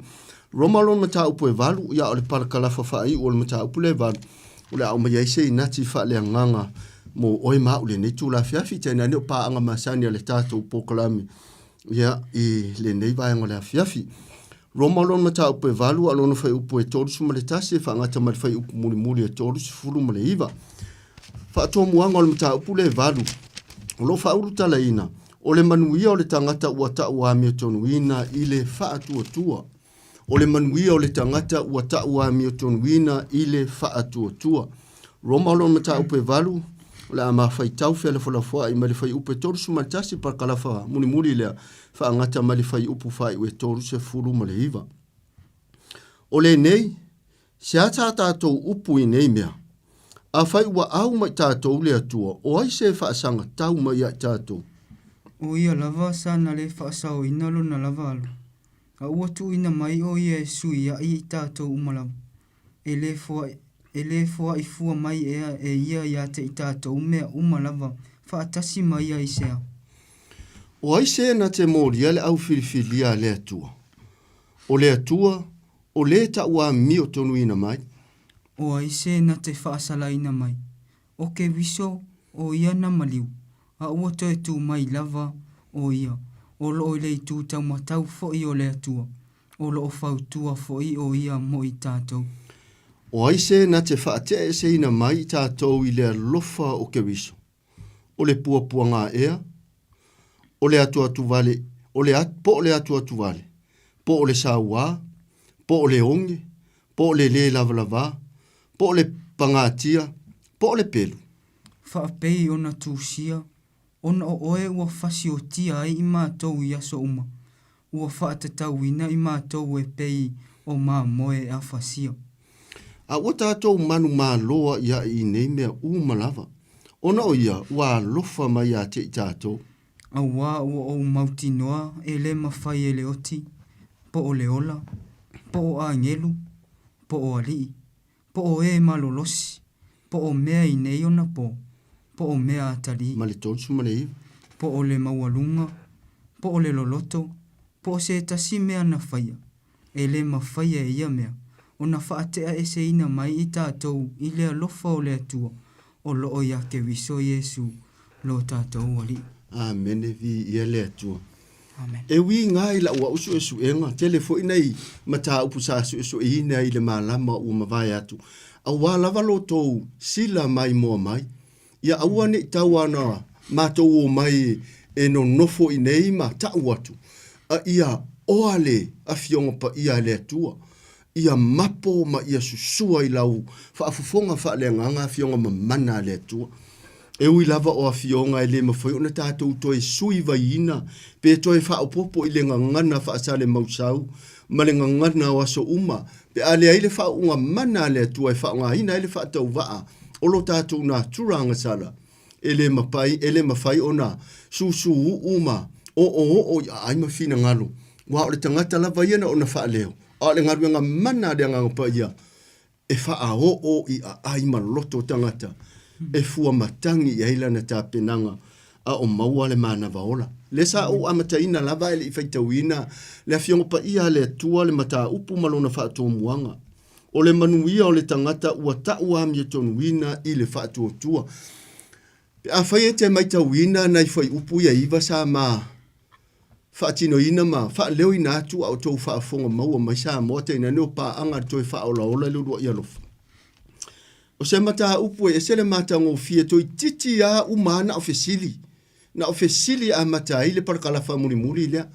A e sila fo le whai upu mua. Toi titi a pe o le fesili a mata i le mata upu lea e varu. I lona whai upu mua whaafonga o te whaitauina. O le nei, ua le aise whaasala i e o ia ke viso Yesu. O e le saba vali le tino. Ei la le anganga. Toi titi a pe o se fesili. Le aise whaasala, ele o se atua whaasala. Ai alo na ho mai le whaasala.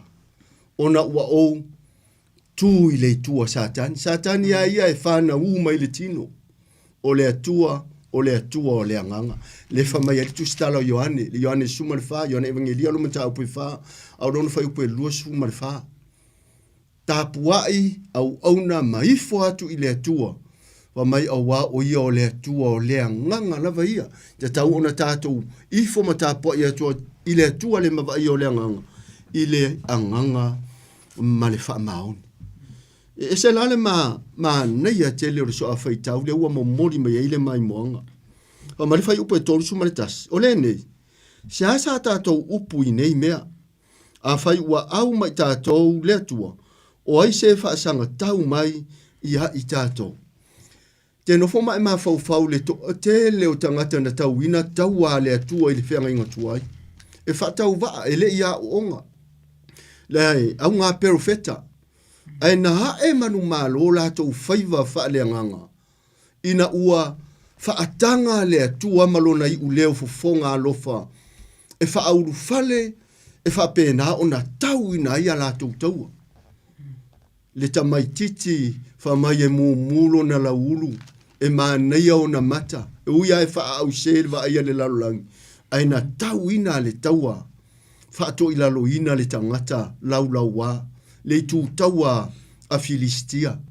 Ai na loto vale i fo i ona uso mātutua o Eliapo.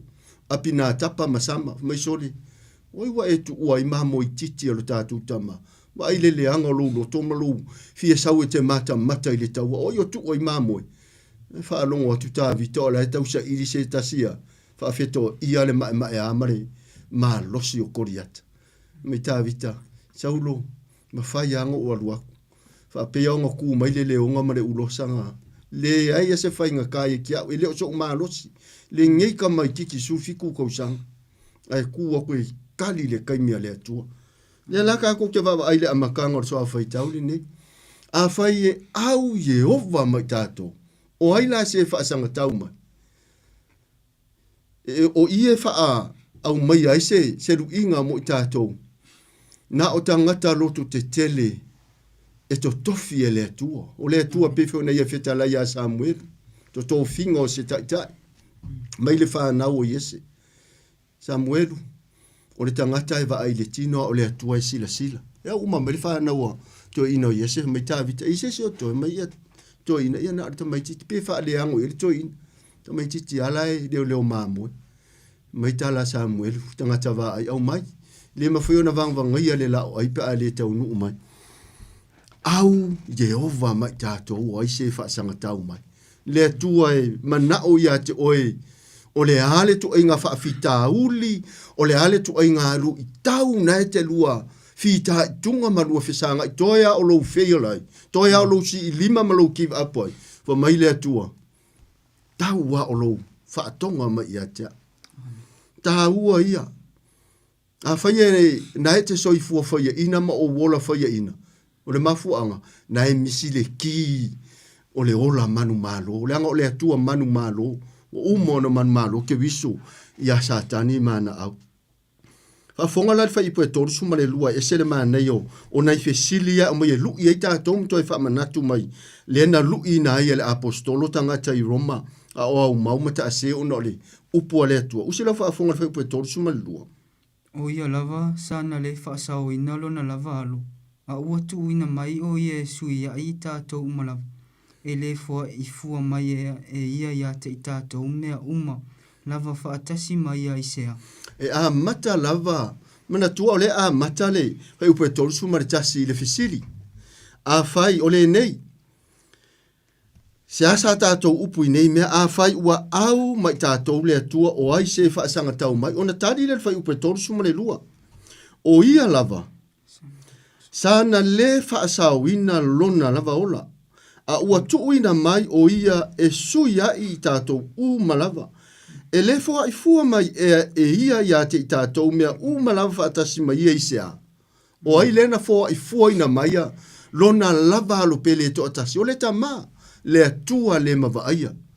A ua fua I fua ina mai ma le loto a toa o le langi. Lona alo pele to atasi. E sui tu langa mo oe mau. I whainga matautia, whainga pepelo, whainga whaalata, whainga whasioti ta ngata ma le whaaluma luma satani. Te whaafetai se atua alofa. Lea fua ai le tātou au tū o le tātou whaasoa. Toi whaaola ola le urua I alofa. Ana le se anoa le alofa, le ana alofa mai ai le atua. Se manu ua matua whai I tātou mapolonga satani. Fa mari fai upa tolu se funu mari tolu o le isi fai fesile lu ina I tātou.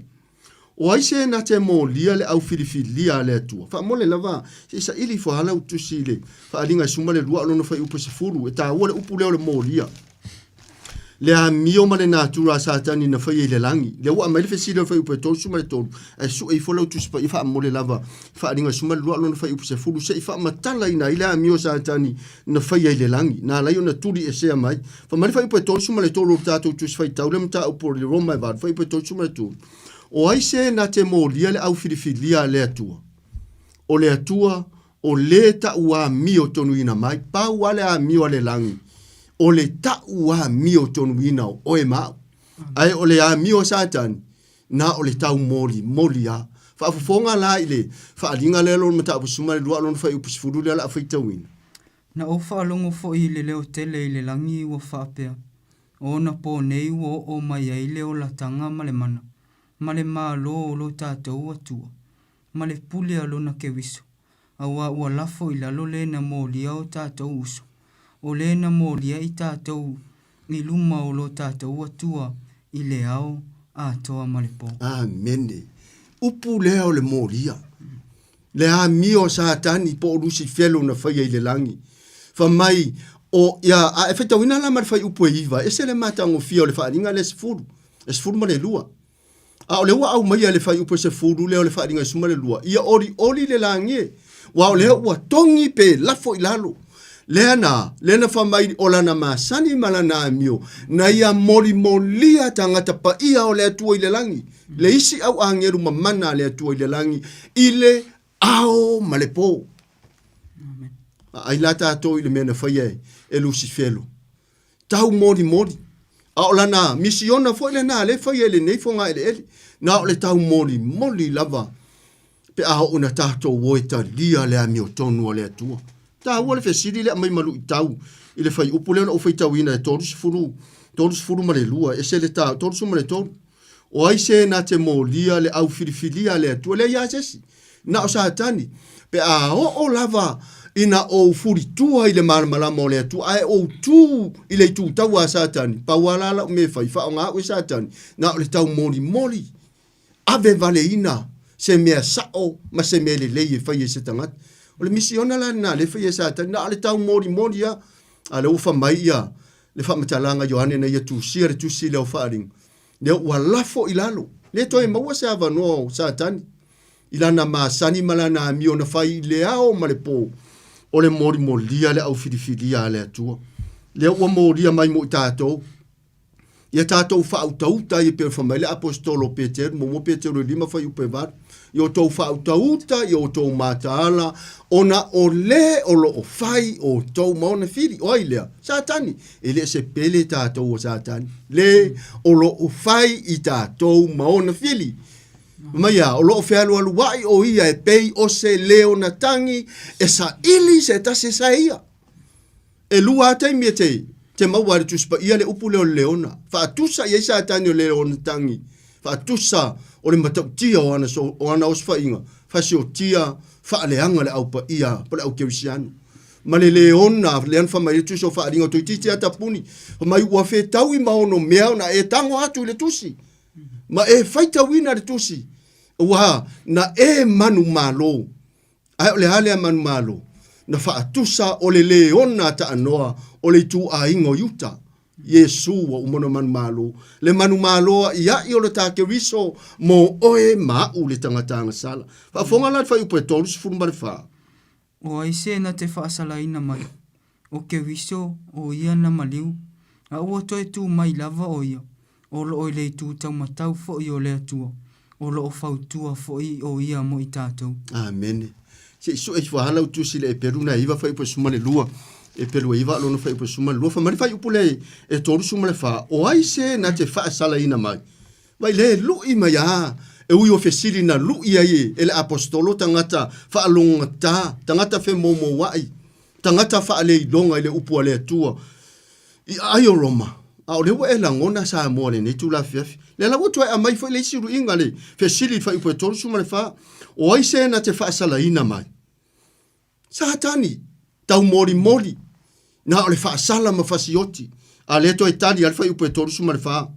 O ke riso o ia na maliu a ua toi tu mai lava o ia o lo o I le tu tau matau fo I o le atua o lo o fautua fo o ia mo I tātou le la fa maonia o la wa ia Yesu I le fale fita fa moni ua fai o ia ma mediator ua fai o ia ma puru vanga malo o ia siri fa masino siri ia po fai tau langa siri I le va malo tātou tua fa fonga laile e peru le iwa lo na fai upes furma le lua.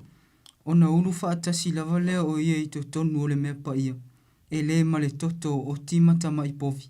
A o lona lava toto. Wana maua le tongi ola e whaavavau mo I tātou. Amen. Se whaafetai le atua. Sau ninga whai ata ia na a vatu e le atua ia mose. Pe au se o ma ua nei male. Uso au o ne nei anga sala. A whai whaalima na anga sala le asore nei. E lima fo na haru male maa moi. Na haru le na e taunu ua tu le ile. Tu langa fo ile le auta kod. Le iai le osi taulanga. La tu le ave ere maa moi. Ia na au mai le osi taulanga ia te oele le naifi. E fea I o porkalame le tu. E te tango I e se sele le ua o lau maa moi. A tu uifo le apa. Pe sini le e fasisina I le toto.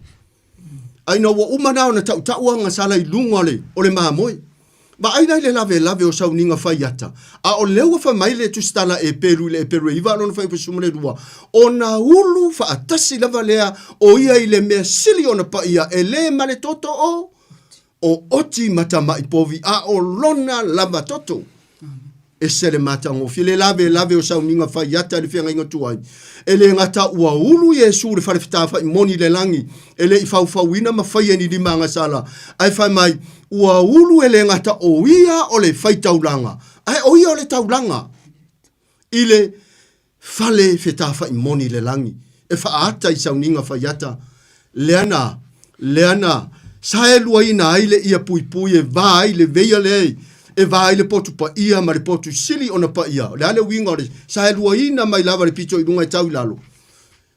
Feta lainga na ua wha iloa e le atua sau ninga whai ata. A reto e le wha fete ina ma sau ninga wha asapati. Wha mai na ua uma. Lea ua ulu atu Yesu I to tonu o le mea sili ona pa ia. Le toi au ngā sau ninga whai ata na. A le wha mai ona ulu wha atasi lava le o ia. I le mea sili ona pa ia le ma se toto se oti po se povi a o lona lava toto. Ua na maua fo I le tongi ola. Upu leo le tongi ola. Le winga. Au mai ale ola. Au mai ale soifua alai ola. Au mai ale tangata alai ola. Pu e mai ale maa moi fasia alai ola. Fa ata ile alo pele ma le soifua o le atua. Ofo ina mai le maa moi pele to atasi e le atua. Fasia I le vao le langi ma le lalo langi. E le mo le ainga atua. E le mo se angeru I le langi. Ai mo oe maa ule fa afonga le nea fiafi.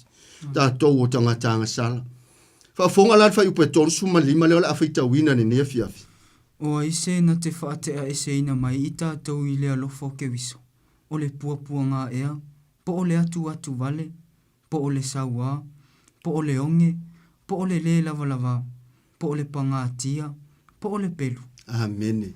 ma nei o fesiri pe no fa tole o manuia lo to foi la usu en alo te va lu ia fesiri le par kala fa pu le mai fa ipo to suma lima o ai se na te fa te e sina mai ta to le lofa o ke riso saulo le malelisi la le wingo le lisi na sau tua wa umona ave yesu me na la mai tua wa uma foi ona o le au ona le tau tala paulo wa umona o ya te ia me ia fa mai le lisi na au mai tua o le puapuanga ea po le atu vale po le sawa po le onge po le lava po le pangatia po le peru umona man malo ke wiso le lisi le o puapuanga onge le lava ma le peru ale hase va inga te maua ile upu leo o le lava. Ale sa ia tato urua i mātua i e tēnā. Le parotaiso pa ia mare mamana. Na uru fale atu e le tangata. O tato urua i mātua le lava. Aena kava mala i le holiness o le atua. Le pa ia. Ma le righteousness o le atua. Kava ai. A o le taimi a i le free will po le freedom of choice a tangata. Na ia tango atua i le fua le la au i loa le leima leanga. So sofa i loa le porkala me mamana le atua. Yo le ala le mena tupu. Fa mai le ngata o le taimi a i po sa atani. Pupula i o lua mata e pio ni atua. Ale ale u leo le atua. Atamu o fea o yai oi. Le fa pe o le sila fia e le atua. Sila fia e le atua mea uma. Ai o le ata. Se i toi tali mai lava le tangata i le na faya o ia i le la maftanga. Le la fellowship le o le iloa talu le angasala. O fea o yai oi. Ar fesiri foi nana fesiri an mata upo e whaare tuso kenese. Kaino. O fea o yai oi. Ele wha pe o le sila fia. Ar fina ngalo le atua. Se itali mai ale tangata na ia whaia. Po o toi maa nei ale la so o tanga ma le atua. Pa ngā se atua alofa. Le ua lau mai nei le lisi. O le lisi a le tātou te feto ai ma tātou whisanga i aso le vai aso. Pua ngā. O le onge. O le pangatia. O le lava. Whainga nā sa tani. Sa ue fasi le kewisiano. Ina ia si i lima. Ma tātou le lava i wha le anganga i rumo le atua. Ua umana mai ale manu maloa iai. Talu le urua ia lofa le atua mo Samoa. A fonga la wha i poe toru suma le onu. Wha pei ona tūsia. Ona o oe ua fasi o tia i mātou i aso uma. Ua wha atatau ina i mātou e pei o mā moe a fasia. Amene. Tau te maua le sa whai tau le wha mo le se to e whalau tu spa i al Filipi e tolu lon whai poe fitu ma le whai poe varu. Wha mai le tātou mata upu le na whai tau ina le whai upu le toru suma le lima. A whai poe toru suma le onu. Wha pei ona tūsia ona o oe ua fasi o tia i mātou yaso uma. Ua whaatatau ina i mātou e pei o mā moe a fasia. Le whai unga le whai upu le toru suma le ono. E te toe maua le isaia lima suma le toru anon whai upu e fitu. Wha mai ua taita ina whai o ia e whaapei o le mā moe a fasia. Na ona whaalo longo a le ngangana. Le mā moe le langi. Iesu e leise tari upu. Toso whaatata whaapei o le mā moe sele i ona furufuru. Ai whamei e leise na ngana. Le mā moe mamana. Le mā moe file mua le langi. Ai tau wha longo la le ala whai tauina. Ia le tusi la Filipi e tolo alon whai upe e fitu ma le valu. E to e wha matala e le vaenga mo mua lei. Whai upu le torsu ma le ono le whai mai. Wha pei ona tusia. Ona o oe ua fasi o tia i mātou i aso uma. Wha fonga la le ala a whai tauina. Sunga to ina ia Terry i al Filipi le tolo whai upe fitu ma le whai upe valu. Ai pei tai o mea uma sa o ngā ia te au. Ua o manatu ua lea o ngā ia mea ona o ke wiso. O le neifo. E moni lau. O la o manatu ua lea o ngā mea uma lau. Ona o le sili ese o le poto i la ke wiso i e sula ua li. Ona o ia ua o wha lea o ngā ina mea uma. Ma o manatu o ota lava ia mea. Ina ua o maua ke wiso. Amen. Ese le tā ua. Wha amarma lama e lesi tusi. Manino yo le fionga pa ia le atua. Pa le tātou wahenga o le momoli. Ai wha ao o le nganga ngalue o le atua i a infina ngalo. Ese le o le ngangana le fionga pa ia le atua. Wha mai Paulo Filipi le tolu alon whai upo e fitu ma le iwa le valune whai tauina.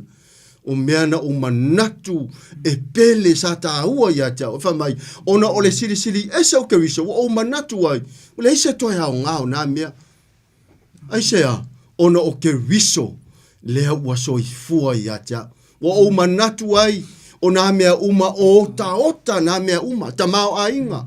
Whaalia vale o vi inga mai paulo o ota. La pisi nā mea ina ua soifua ma o ngā tonu ke riso i taula i ailo whātuatua o a o le tangata au ona mafia tau mawhai mo le atua malona fina ngalo. Whaafonga la i le whai upo e torusu mai fitu a tātou anga inga i atu i whai ungo le tātou whaasone ne tu la fiafi. A ua tātou manu māloa ia i nei mea umalawa. Ona o ia ua alofa mai a te i tātou. Pe ona o tala noa atu. Whaatusa o i ke riso Yesu. Whaatusa i le leona ta anoa a taule leona ta anoa pe lava le mo onga le o mai le poto Solomona. Le tala vau taule le ai. Au mai alo malosi i le taule le. Le isi taimi ona nau mai ai le atua. I le soifua ma le ola le taule le taimi o le tongo le malosi. Yo le alea o ngā toi fo i mai ai le atua ai sau le wheelchair. Ai sau o le ilo le ngangana o matua whaatau ngā ina e satan. Au le au mai ale. Fe au mo mori mo tātou whai pule tōru suma le onu.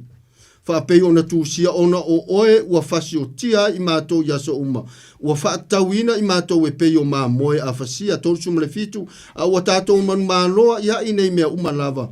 Ona o ia ua lofa mai a te tātou. Lua upu ia tā ua whai upu suma le fitu. A lofa ma le manu mā lo. Ana le manu mā lo ke riso. Tātou te le tala noa i le alofa. Ai Amerika la tia na lima alo no fai upo suma le fa a ua ato atoa polo inga e se fulu ona o le nei upo etas o le alofa. Ai fa mai foi le apostolo Iohane mo mole Iohane fa fai upo valu o se le alofa ua le loa e ia le atua ua o le atua o le alofa lava ia polo inga la se fulu o le atua e aui pe kapeleni ile alofa tu noa ma le alofa fua o le atua. Nanga le wha penga na o le atua. O ia e tu noa lo na alofa. O le alofa muti vale. O le atua e tele ngese lo na toa sa. O ia fo o le atua e alofa fua. Whaita wina la le wha ipule torsu ma le varu e iai meta ue le ra amo mori mai. E le la unga po le wha soa paulo i tangata i le ayo roma wha atau wina mai la wha ipuna e torsu ma le varu. Aua ua o mauti noa e le mawhai e le oti. Po o le ola, po o angelu, po o alii, po o e malolosi, po o mea i nei ona po o mea atali. Marifai upe toru iwa? Po o le maualunga, po o le loloto, po o se tasi mea na whaia.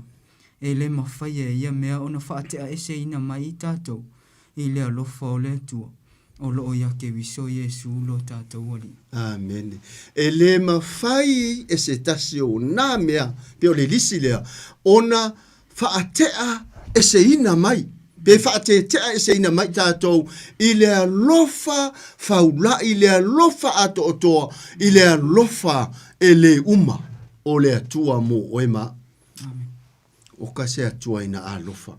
Le lisi le au mai, se i mai ama au mai e paulo le upu leo le oti. E a mata ilana fe au momori. I le fai upu le torusu ma le varu. A wā ua o mauti noa e le mawhaia e le oti. O le oti o le muta anga o mea umo le nei o langa. O le oti e le aia se isi mea. Le ale tele o le tamau a inga, tele au te unga tupe, la fumanu a tamamailau, le nofo a halo. Ai po ia loi tātou malanga sa wale oti. Le aime sa o ngā mea uma. A le ua au mai e paulo e a matailana lui. E wha manatu i tangata o le ola e iei le oti e le wha vavau le ola e iei le oti.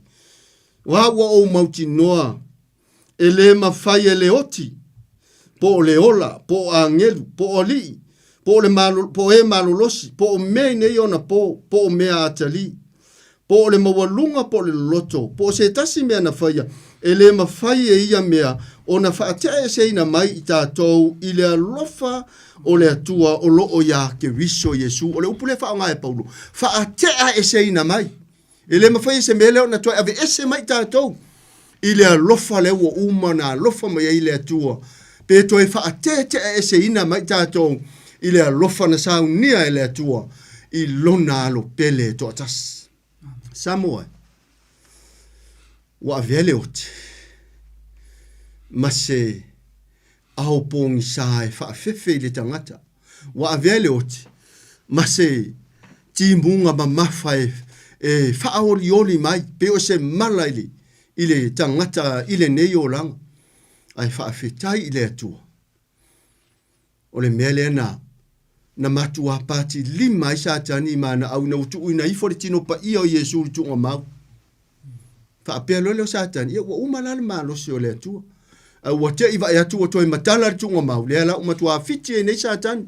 E leo se atua oti na ngata le tunga mau. Le atua e pule le tunga mau ma le oti. Le ala wa e sapi matatou o ai nei fariseu. Matatou sapi masaai ma o marie. I le whaolatanga, i le alofa tunua. Le whai mai e le mawhai e se metasi. Ma ua lunga le loloto. Angelu mali sili, mea nei ona po ma mea e lei vaia. Le mawhai e se me e tasi ona mea yo o lawe le oti. Samoa e.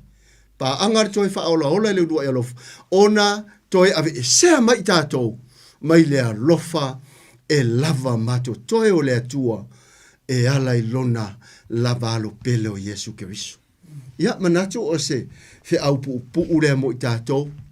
Ai, tauna ia nga lue le nganga o le atua ia. Sanga whao Sofia i pia moe ngā luanga. Ma ia susu ui. A ai mawhina ngalu, tā pena ina i tātou. Ma ia sore nei, se manu foi o lau te i Samoa. Toru le lei mato maliu na teu leisi le songfua, so lulu, teu leisi talatua nafi. A le foi e ta umali maliu o leisi foi o tau songa, pule a onga. Ia, o le fua matangi atu ima fua i wha te taunga. Fai foi o leisi mea, au leisi mea, tangata lau a marolo, ai vailo ta wala au wina. Ai, fua matangi a fua nga uma, tātou fai, mea wha atasi ma le atua. Tangata lau a marolo, ai vailo tātou wala au wina. Tātou te le toi, tala noa le tuspa, iam wha malosi le tunga mau. O maua le awa noa, pue maua. I fe au mawhai vau fina ngalo ai le atua. Wha manuia le atua Samoa, le lava e avatu, lava le fautuanga, le matua teulangi sunga ia teito, nisi fo tama, alo matama whanau e tiute i le tio ese i New Zealand nei ma Australia. Ia, ai mese lava tātou i nei le ma ini mana ma ati o le malulu. Tau tuana, na io tātou matua soifua matutua, tūlanga fo iwa iai, tau fiafe le soifua whareria. Ia, ma ai le na io tātou matua, mana ia tātou whanau. Ia manisi fo iai, ma ima mana o ngā whaapitoa o le tino. Ia, tau na ianga le leile atua, se upu fo iwa lape i lau whaafonga sa mo whaamangalo whaatau waa artangat. Anu ia fo i le atua i lana au na ia taito, i ona tiu te whai o nei po, lo whangia e le atua le usunga whona le ekalesia, e whaka asa, ia e mese fo le usunga whona lo iai, ia i lau whanua fo i whangaa, ia ale metutisi, ina i whape nao na whai uina le usunga whonu, au tāpua ia e a inga, ia a mese fo i ekalesia. Whamanu ia le atua netu la fiafi, mo le atua lo whaanga teito le whale tua fo i ma le sunga le whaife au, ia i kanana fo i Amerika, Samoa, ia i o lātou fo i tiute whao staulanga i le lātou tāpua inga a tai au le whale tua ia niwa folau, ia i mese fo i sunga le whawhenga inga. Whamanu ia le atua Samoa le nefiafi, tātou whai u le talo. Whawtaita maa le taimi, tai le ale ava noa, siri whaftai le ngarunga mana alua nganga, whaftai lau a fionga, whietalai lava le whaisalamo o le upu e o ngā e o ai, e whaatonu, ma whaapoto ina i mātou.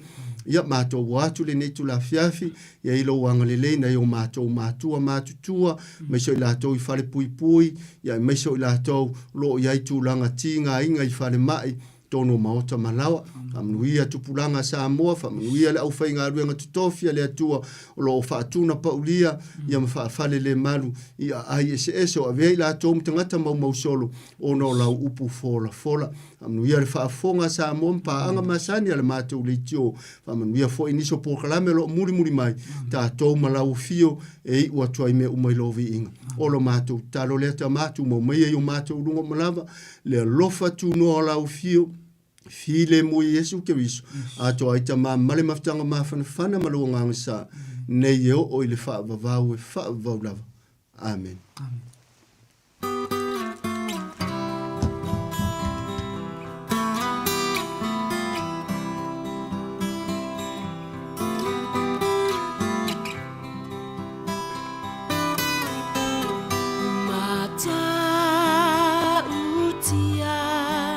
Lava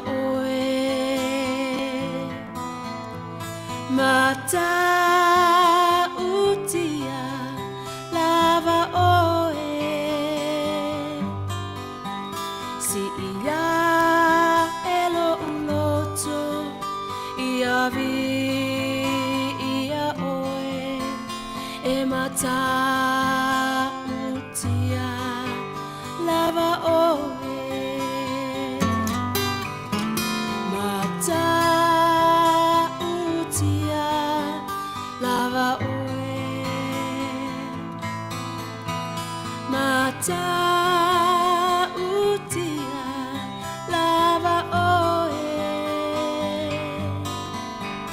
o te ifo tapuai I lalo o a ao e mata utia lava oe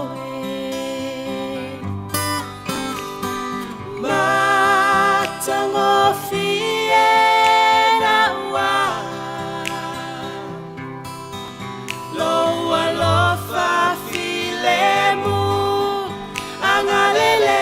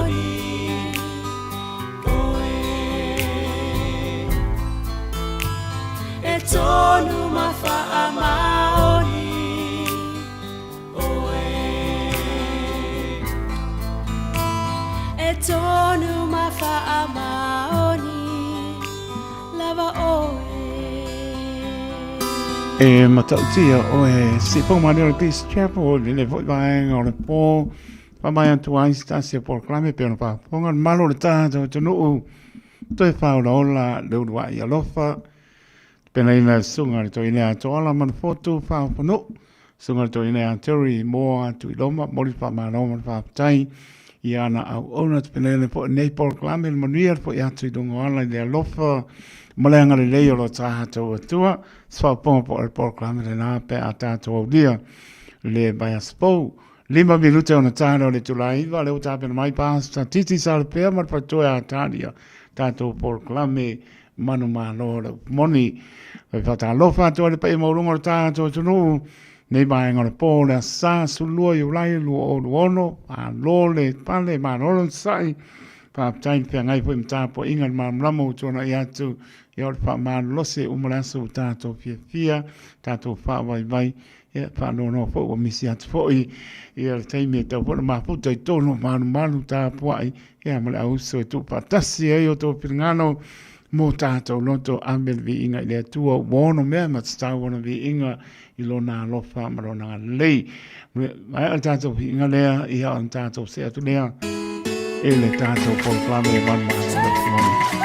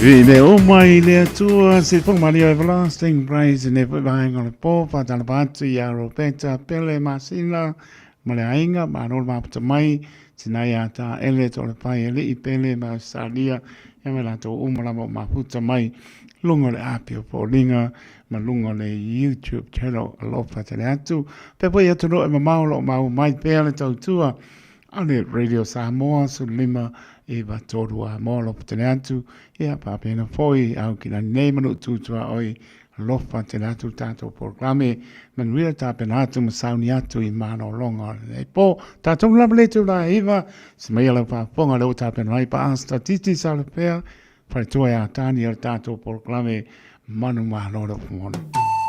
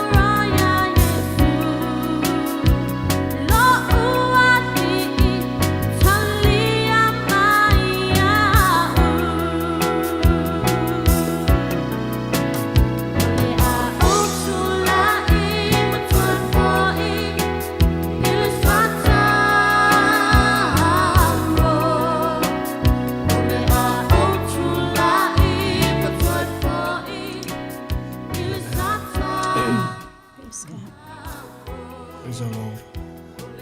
Praise the Lord. Thank you, Jesus. Thank you, Father.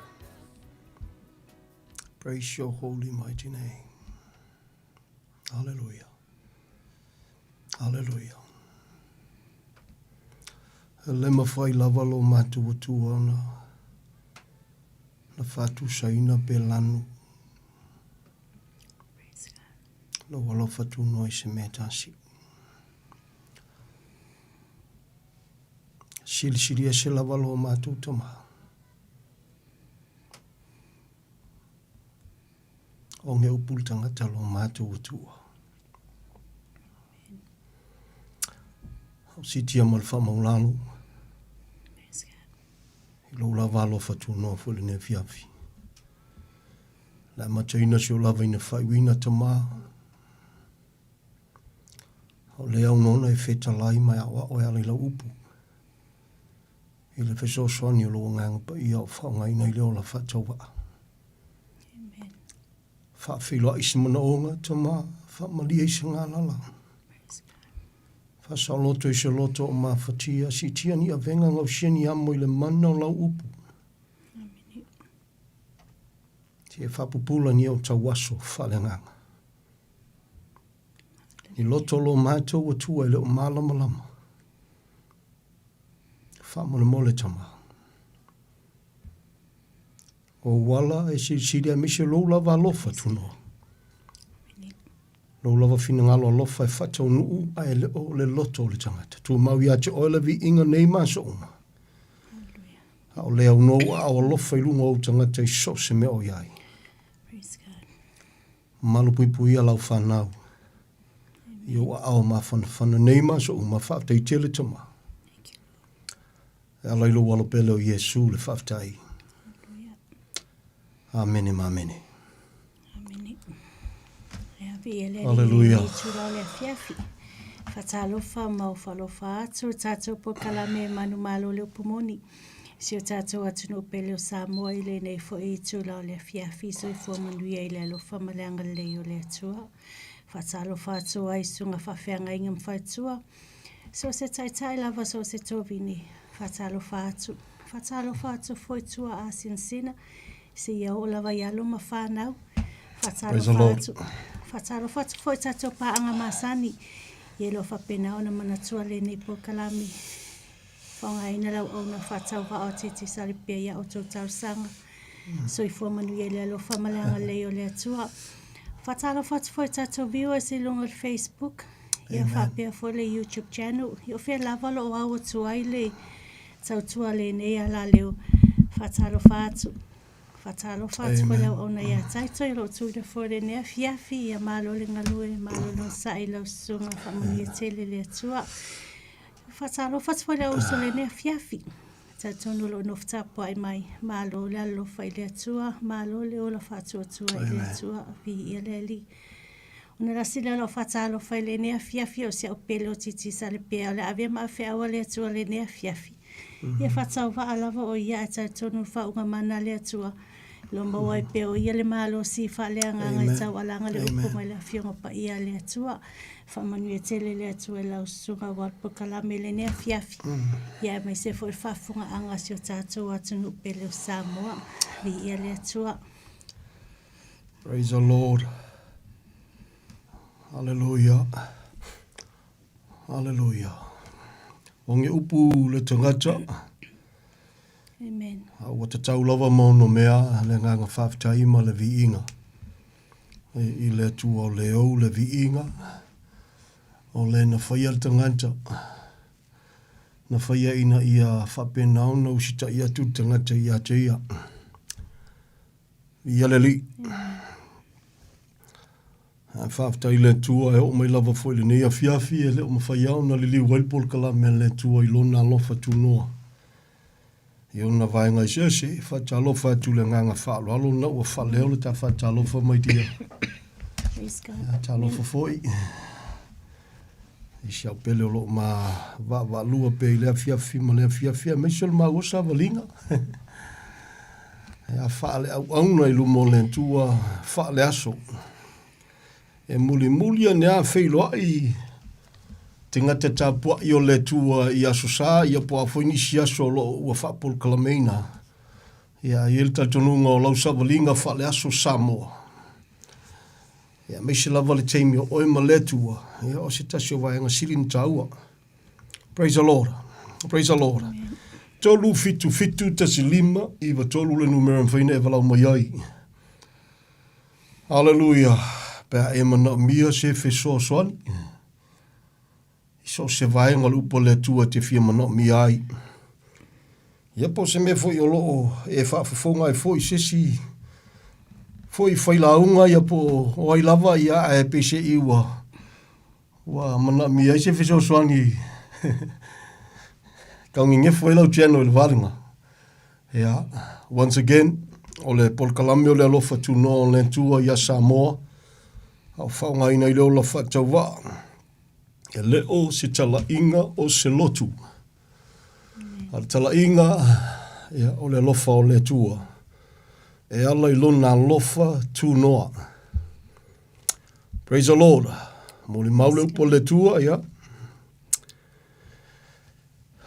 E le te tauna. Pe a fua le soifuanga ma le olanga le nei tātou te ia. Ia pese i ua. O tau ave fua ia e lei whale tonu. Lei se leanga, lei se pepelo, lei se ila. Lona soifua. Ia ai whaftai le tua na ia tau ave. Ona o lona manatu mai. E fo i elevi inga i le tua i leo noa. Ana le se au noa lona alofa tu noa. Ia e whaingatā tātou Samoa. Ana le se au noa le alofa tu noa o le tua soifua. Praise the Lord. Tolu, fitu. Tasi lima, iwa tolu, na ua matala atu le tātou lainga. Nofo tāpena foi le wauna i han taito le sunga i le awao i ha taito. Ia, whafoi mai le tātou lainga pe e walau mai Praise the Lord. Praise the Lord. Thank you, Jesus. Thank you, Jesus. O le nei, se ale mea tau te wha ono antuai i le tua, i lo o tau wha e atu i ua o le au soo, le amo ua le la vātau ave e o tātou tamā, po o i tātou nei. Ai pita i o tātou tāofi, o le lofa tu noa o le li o Jesu Kristo. Pia le li e wha o lai nai i tātou wha pei o i la tau lava.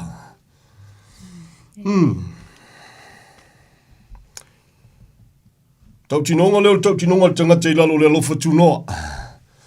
O le whamalosi le tangata i lalo o le lofa tu noa. Ia pe mawhaintu e wha upuina i lalo o le whiangainga fou. Ai o le tangata a tala noa wha whiangainga tuai. He's got all the right e tala noa i wha whiangainga tuai. Ia wha le soifuanga lea i tua ai le maliu i Jesu Kristo. Ia lo whaita wina le nea fiafi. Ia ua oto mai le vaenga o le whamalosi o le tangata le nei o le tua ma whapeifo, ma whaiatu. Ia ele ngata ia i la tau sa whaafafonga, ai meisa foi tangata i utai a ua whaatuatua i le taimi. Ia mai ia whaaleo ai le whiaule na. Se ale me wa tau wha ono i le tua. Le tau tue whae e o avenga i ua o tangata. Hallelujah. Ai wa tātou i loa ele i mawhaia ele i pasi el kako na o tātou au ngā tamā ua mawhae. Se yo o mai lava lo lātou taimi. Ai o lai lātou te taofi ma wa wina masila fia ua na o le alofa tu noa o le tua e wha au lai nai. E ma eu foi le mea. Yo o mai lava le nei aso. E ma eu foi. O whamtalanga i o whamtalanga o lela savalia le lua whetau sanga o whaangangana ina ma tau alanga ina ia ma tau mawhaitanga tane o le tua e mori. Praise the Lord. A fau le whaafonga se Samoa i se taimi. Ia ponisi foi o tātou polkalame manisi o vaenga au i le whaaso i nisi o taimi. Ia tau ana ono whapeatu ma le loto e whamaulalo Samoa. O mea ia te whafafonga ai a pe te whisilingia foi mai whapea o mea fau. Pe te whape o whesa ue fo ia o onga fōu. Ia tau ano o wha manatu atu ma le loto e wha maulalo. O mea ia tala no antu. O mea o lotu stusia le tusipo ia. E te lei soi fua mai. Ia whaonga ia le ngangana lanta mai. E te lei whanau mai. None of us. O lo soi fua lungo le whonga ele le te mile nei. Pi ia le li. E whailasi o ngahonga li mai dia. Me ingol tapua ia ele ilo lai wha ono i le tua. Whatau ai le loto le taualanga. Ia, a tangata nei o le tua le nganta o le apostolo filfilia whapitoa mo Israelu as well as o le apostolo na filfilia whapitoa mo nuese. A le whiau e tasi. Praise the Lord. O le whiau ua whaasili-silina i loto tangata ia Yesu. Le alo le tua. O le na maliu e leisiang sala. Ai ono lo na lofa. Awa wina le mfa malam la maine le upo le tua mta wala ngatangata nei. Pe telu ma whapeifo. E te tau ma ono mea. So se tangata e manatu e awa wina pe tau talangia pe avea ma ave fe au o le fina ngalo le tua. I so se taimi ma so se mea au ai foi o whaafafonga ai. E te tau o ne tau tala i tusa ma le upu. A le tua. Au na foi au na tusa ma le malosi ua foina.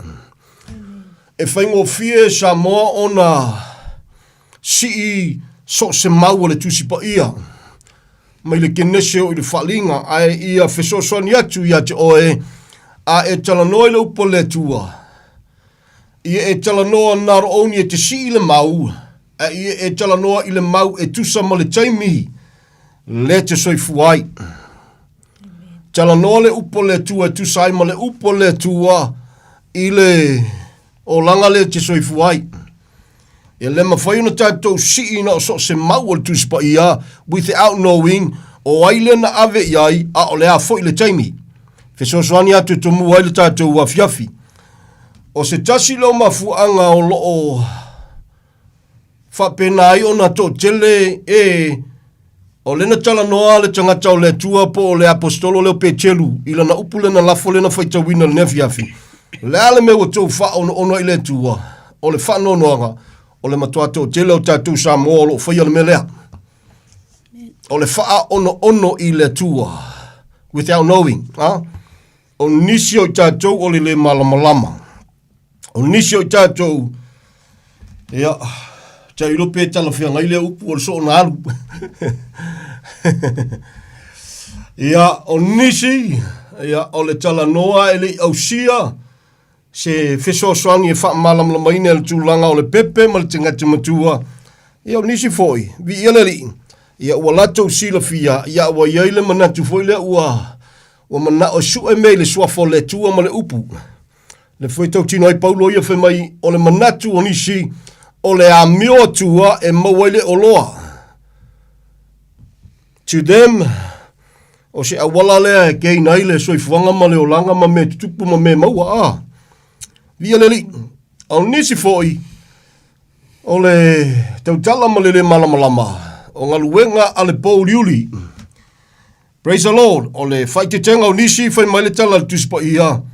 O e a whalongo ma wa wina i le mea moni po le finangalo le tua e tusa ma le taimi le tātou te iai e tusa i ma le upo le tua.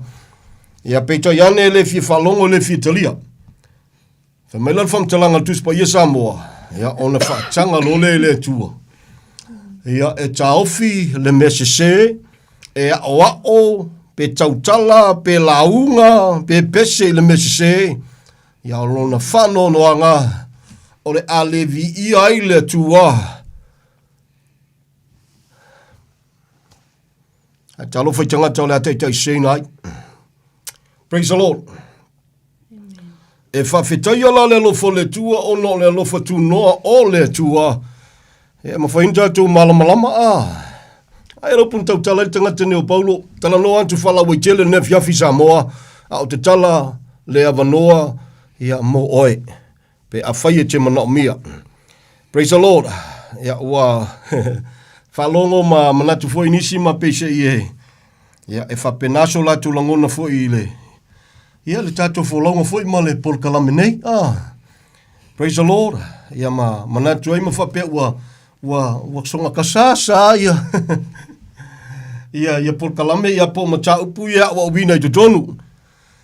Ia, Samoa le tunu pele, o te talanoa ma le loto e whamaulalo, o te talanoa fo i le awa. Ia, but at the same time, ua o fili e whaafia le o le upu e le o le tangata. Ia, le wele tātou wala au le nea fiafi. Ia, tauwhi mai meanga wo, i ka wali mai tiangi. Patalo whatu le ngang whalalo. Ia, soifua manguia e la sunga pasta ma sotua o doa sase lua. Ma lofo soifua manguia le nea fiafi. Ia, to e lauso. Ia, po e whaltama, tulo. Ia, le di malo, la valong sai malo, tau ata. Ia, ai manguia i o se. O manguia le kowo i ka kupo Kalame mei, le ngai sa ngoi i awa o se se ingai ka kou i ne mea. Mang. Ai o la whafsiri nge ke o kuware la usiri ai ongo me le kupu le soifuanga ma le o langa le nge o ka kou kangaka. Ai me se aka kou o le o ka o Cristiano. Le mele e maliu lo se ka se ainga ia e tu loa ka whanongo longo kuai i upu fwinga e o fwoi kuskusinga i lunga Facebook e whapea. Ia.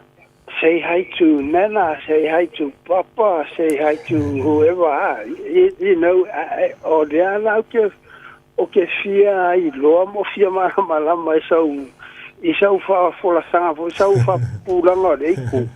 Pe maka o yengi me e whioki o aku ngi kangaka pengi shopping center, fo ngare aku o ka whawa i le fuawhai mai, say hi to Papa, foi ngade i sa uia ka fisidi ya o kasia o ka ko mala ile me e kupu ile tangata pe o inaut ya o la ya fa ka karipe pe mo se va ngo pe le malo fa lo ya malo fa ftai fa malo foi le mafuta mai le ne fiafi ia le li praise the Lord la o to mua mai ma fesosoani atu e tu sai ma le fai ungo lau saunoanga. Ia, o peise i o lai alu e whatalitali ia po fea e uai. O le fesosoani e to mua atu ina. So se tangata lava e maliu. E te tauna e maliu a wai mauti noa le me te anga iai. Ia, amen. So a tonu o le langona foi leo le tangata i le mautonu. Ia le mafuanga e leina whapea inisi ia. Kako whakalikali po feanga iai. Wane ngalo tala tuspa ia. Aua nei manatu le tangata masalo na te maua se mea mai le atua. Amen. So o le tāua le nai te tauaina i alu Samoa le atunu pele. A we whaafafonga antu pe ke maua ke whalongolonga ku ilo malosi ua tūlata mai se teimi e ke whaako whama ngi soi fuanga. A we te alu masalo. A we fwe te alu tau au tango se tulo. Ia pe kau make po wheke alu ai. O le tāua le nai aleina tau alanga le alofa tuno le tua mo le tangata soifua ina ia malama o le tangata e pupu o le whau o le tangata ua salamo moni ma whaatua tua ia Yesu Keriso lena maliu o le awala le na o le tali le na so se tangata soifua muli ane ia ona mawhaile ona fisosoani le soifuanga o le ola o wina ma le ola au nei le tua ai o le member mua le na ia ola i ma le mautino le tangata so o fe lava le lotu doesn't really matter pa wale mea o le sesenga fo ia a onga vale ngvangi lunga ia le sesenga o tapo inga ia ona e taua ia o titali tonu ia e kanga kai valu ulu ma valu kalinga ma kau pipi ongu fo la ongu fo ai pe a ona wha malam maina o le vaenga lona lua se tulo o le meleanga ilo wha fisiri ia saunuanga ia nei tangata ia i ono le vale alofo nei tangata o tātou tangata tu iei tātou e alaina tala noa whapea ia ai o le mea moni e le upo Samoa i kene ngā e le tonu e le sao ia langona ma whamtalanga po o wai lava Samoa la fole upu lea e whavavau a inga se whafafonga le Samoa e tu loa o keika e pepelo le upu le na e lua whavavau o le fasiri o fe whavavau i a inga a fai o se tangata o salamo moni ma whatuatua ia Yesu Keriso of course O la fuila wa yel fa va wanga yen. Al fa va le na, al fa va le manuia. E ala ya Yesu. Ai a fai e te maliu. Le tangata soifua se tulo. Peke ko anga le loku, po ai lava lo tangata. E te lei mua i Samoa ma fatua tua ya Yesu Keriso. Lona winga. E se lan fa va weki fa va mai. O le winga la tala. So ni Samoa langa o le ngana pe o fia kele Samoa ma ainga Samoa e lafu. E fa va ainga. Tulo. Au e te ita Samoa e pepelo le upule na. E fua le fa va i le responda tanto ya Yesu malona maliu. O le tali le na. Ia ai o le soifuanga man fa pe say hi to mom and dad and ia atonu ma fai ona fa nga ina. Ia i le tulanga fo i le se tula fono i le fa saina. Ai atonu le ngana e fa nga e le tangata monio le tua. I le si tangata monio le tua pe ona fai mai Paulo i le Romans fufa pe ola pe oti o tangata lava o le tua i tatou. Ia ona mawhai leo ngā whape aku se lango na whapena. Ia, sole, ia kako whilo ainga. Se ia loua ko inga maloma kua. Tangata o laio, a laio ma le mautinoa pe whai mai Paulo. Laio ma le mautinoa o le manuia i leo lai whapavaulo wanga. Ia pe tau tino Paulo whamai o lela walu au ke alu malo mautinoa. So o le soani na tulana. Ia al tangata fwoi le ngangana pese inga o se nganganga e mamoli ainga o le manga. Le loto ma le mana onga ala e esen mele kuai vai. Ele ola i lalo lelo fatunoa. Ia ona le tonu lea. Ona le sao. Ia a tonu fo e whapea mai latou e pule alatou. Ia pule otou. A ele mawhai e onga kako waru se. Pe alu kau au kango le meolo o iu. Iai maanga iai. O le sosani tu na tu sai ma le whasoa. Ia le li whaftai lawa. Ma ia le pokalame matongo fia nefia. Ia whangorongoa. Ia whawhetai foi le walau mai. Via le ri anga leile tua le nefiafi. Whasoi foi ia. Amen. Via leli.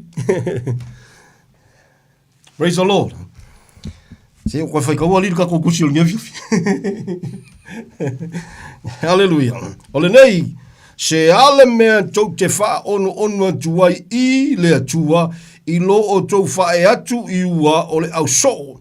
Le amo ua le lava tau ave e o tātou tama po i tātou nei foi. A ua, ai peitai ua tātou tāofi, o le alofa tunoa o le li o Yesu Keriso, e whaaola ina i tātou, whaapei fo i o i lantou. Le o tusi mga ngana le tanganta o le tua. O le talanoa i o na usoa Kerisiano Israelu, prefer, o le kalangoa e whatatau, kansida inga o tangata nu ese ua liu i le ri. Whai mai leo le ipo tangata le upo tangata o le tua, sole, Israelu fatuatua e kukusa lele ya kako makangakala e ese o kako kupuanga ai ino o salamo le Israelu ma fatuatua ya Yesu Keriso le na maliu mo lantou then enter le mengo le kalesia so as le tangata nu wese fatua ma faile ona wa wina i tantou le tautinonga Paulo fema ya e le o toi yaise Judea po se eleni se polonga se sauloto se tane po se fafine e talanoa i le tino lea, o le ainga fau, o le kalesia te unga tale tau. Praise the Lord. E leo kalangoa ia Israelu, ia pe kalangoa fo ia ngu ese. Ia foi ma tango fi foi le fa so por fa sida si uso por tama uma vai atua. Ia ono le langona e. Ia kongo mama sangie tangata le lafonga lea. Ia kako say hi to papa and mama. Ia a say hi la fa fe tu lo o keika. O la lau fam kalanga fai pia fai o se ori lai anga iei papa mama. Samoa. Awal mama sangia ia i tātou la fonga. Tāua tātou malama. Ni tau pepeloina i tātou. O lau upu e whaasalaina i oe, o lau upu fo i e tau wami e tunuina i oe. Via leli. Masani na whaasoa fo ima sosoani antu. Ia, even though e leo se tūlanga e whaasalaina i le tangata pe fuana e whaafonga ni so taimi. O le whaingoina, ia po le ingoa, po le tauina o tangata. O le auso i Antioka i le taimi. Sa whaingoina i le whaimai o le auso o Kerisiano. Ia ele whapeo sia o ongal tuspa ia a e talia lo Yesu. Ia ua ka ua o Kerisiano. So ele se mele angala, o le ngona whai ngoi tanga tau o filfidi o la mo le antua. Ia ai le whapela ai klei mai le nai ngoa, ia ona e whaolai ngai le whafosei, ai te le isala mō mai lo loto mai whatua tua ia Yesu Keriso. Ai ole mea ua mauti noa, ole tangata tau ole talitonu moni, a real believer, ole tangata lana le whisidingia lona taununga, le tangata ua salamo ma whaatua tua i leli. Praise the Lord. Ia ai, of course, ia pi o languna na Ole se senga mea, whafonga me whamanmole i tua le whenga tuai, whai mail whamtalanga tu spa il poto, a okir kangaka, ele ko iei se whisoka inga tangata lai soifua ma tangata lai oti, i tua na le whenga tuai, ese mai le temi le o soifuai oe mau Samoa, i lalo le lo whatunoa, na amata mai le temi na toe soifua mai iei Yesu Keriso, whai mai nei loa na iei tu nga mau, na koe makalakala ma koe o mai kangaka o koe soifua mai, tangata pa ia o le whenga tuai i le temi. All right. Ai i tu o le whenga tuai sa le se whisokanga. E le se whisokainga. E paule upule tala noa fol tuse e pelu fe mai a o lo mata mai le whapoto putonga e whapena o na toa tele. Tala noa i le upa ia o e ua halofangia o lo tapu ai mai. I lau savalinga ma lau tamoenga. Praise the Lord. Ya e pule le tu o ngana ma upolo whaungaina. E tapo inga tanganta ua manuia lo lato soifua. Ia aele o iai tele sa o onga o le ale lato mela fai. O langa lele i whakamuinga pol kalame lentua. Ia whakamo e fwele o ngisio mea. O le mea matauti ai Samoa. I le fwoi tūlanga. O le maliu leo tanganta ngofo kingo i lalo. Ai alu le nganga. Ai ao le teimi o le si tianga po le teimi le alu ele. Pefo na le talia inisio tanganta. Ia, e lea whaina le talia ono le malamlama. E a whaiwa whirifiri te le whitalia ina. O lau te talo ma lau whautuanga. O Yesua te malamlamai. Via leri, Yesu na whasa te roina. Ia, pe ma whaifuina whapea antu le te se me popole ei pe te tala noa pe te talitonu i le sitianga pele ai. O le mea tāua, o le talia o Yesu i lo wolanga. Wai le whapea ai kalikongu mai whakua sikianga. Ngai alu ele sikianga. No. O le sikianga. O le polkalame na le tua e pule o le tua whataunu i le taimia le tua. I le awala o tapena ina le tua. Baua le mea le tangata soifua. O le salamomoni ma whaatua tua ia Yesu Keriso. O le soifua ngala oi lalo le lo whatunua pia whaiwa talia le ria lea te ola ilunga whonga ele nei. Whai mele tala tuspa ia. O le lo whatunua o le tua e awa wina ma taita ina i tātou. Ne e lofa fwile i lau fia tau si tu la fono. Le au si mai o tu la fono ma sa paki ma ku la fono se fulu whai mai. Ala whawhela karia Yesu ai nga oi whao mea muli lua. Ma nga yelo whai kau le kuspa ia. O ki whai kau anga o me ke manga kue whai kau ma momoli. E whai kauru kuspa ia koa. One of the reason nea leina te tala atu pele ava noa. E manu ma lole upamoni i so o se Samoa. So se whai a onga kuspa ia. So se whai au. To come along. Tau ta whasoa. Tau ta tala noa. Amen. A i se mea o ngā o manuia i lo te tusa ma le upu. Man, I will take it. Why not? Ia e a whapea. Via leli. E se mea angalele foi le tua ia te oe pe a ta whafsanga i Samoa. Ia o lau whitwhilinga, o lau te talu. Ia why not? Leo se tala ingo se lotu. E leo se kala ingo ai, wasili se iloa. Ai a whaifo i o le alofo le tua malana val au i lo tanga te whatau waa. O le awa wina leo Samoa wao mai. I kua fio Samoa i le upamoni. Ia we keika. Ia la mea le fia i fua. Pea whai le o ena vala wina e lentua. I leo se kala ingo se lotu, i leo se kala ingo oi, wasiri se ilo. Walanga i lava langona whapena o tātou tanga te whape. Ia o mga kua o ia ngā o ia. O mga kua, e loa le ringa o e ngā pasi mai le fia. O whelko lisi ngō pasi mai ai. Ma lo, pea whai o whenga e pasi mai ai. E koe, e li lifa mai a koe whisiringia. Na wala wina o e lentua. E pea whai na whasoa ia, vaianga ia, vai aso ma vai atu, I think, I believe, my dear. So i fuanga le fal eunuka. E tolu a wala ia potoi ngā enuka e. O le unuka na luanga ia fa unuka ina e ia o ia, po le unuka na fa unuka ina tangata, ia po le unuka na filfilia le tua. La le wingo le tala, so se fai fe au, so se kai kai, so se wai lava i la tau o ta ua na. Ida, o se au ngā luanga ia onga ia fia au nga, ia po le au nga fai filfilinga le kale sia po le ngu, ia sa oe lau sunga e, o ele la vema ia po o le tangata vala awina. O whenga ke kuwai. One of the reason e inga wa o se inga to telo tatu tangata Samoa, so kolo au auna, ia po wai lava. Ia upo le tua. Ia ono le oso, fai se mea i fina ngalo le tua e fai, o le oso le lima e fai ngaluenga le vai, ia ngalo alu lo le ngingefu ia. Fai ngata, Samoa le tunu pele, fe so son yantu ia te oe le ne fiafi. Praise the Lord. La a toi pai lai titia i nei vaenga ia. Nana pa ia, aua te le fiafia mai. E mana o mia se so ni fam tala tala, vaenga taua, malona anto toanga, I would love to. E nana o, pa ia tua ona o le fe au o le fiafi le nei, i le fe so ni o le nganga o le tua, o le upule o lo tau tino ai ma fesiningia, ma fa leo e pe telu i le taimi. Le hale me wato fa ono i le tua Samoa, fai fe au. La ele me wakako fa ongo umia i le tua. E tue fa e o avenga i o Samoa. Ai fa fetai le lofo le tua wo atu ya Samoa. E ui lave lo tatou ni Israelu. La ele me o tatou fa ono umia i le tua. Fa ono fa pe i lau sunga titi. Ia usi lau fa fonga se tue kalkalongo maria ko o keika fa monmole. E feo lo ale. Le fa le tonu.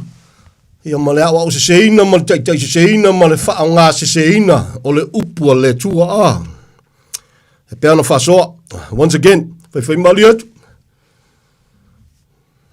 Sabati. Ilo se mea tāntou whamanmole. You read through the Bible.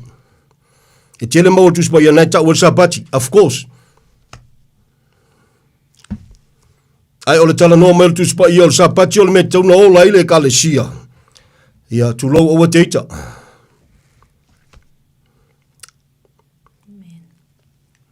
Ia kongo le whawa al kuspa ia ngai kalangoai.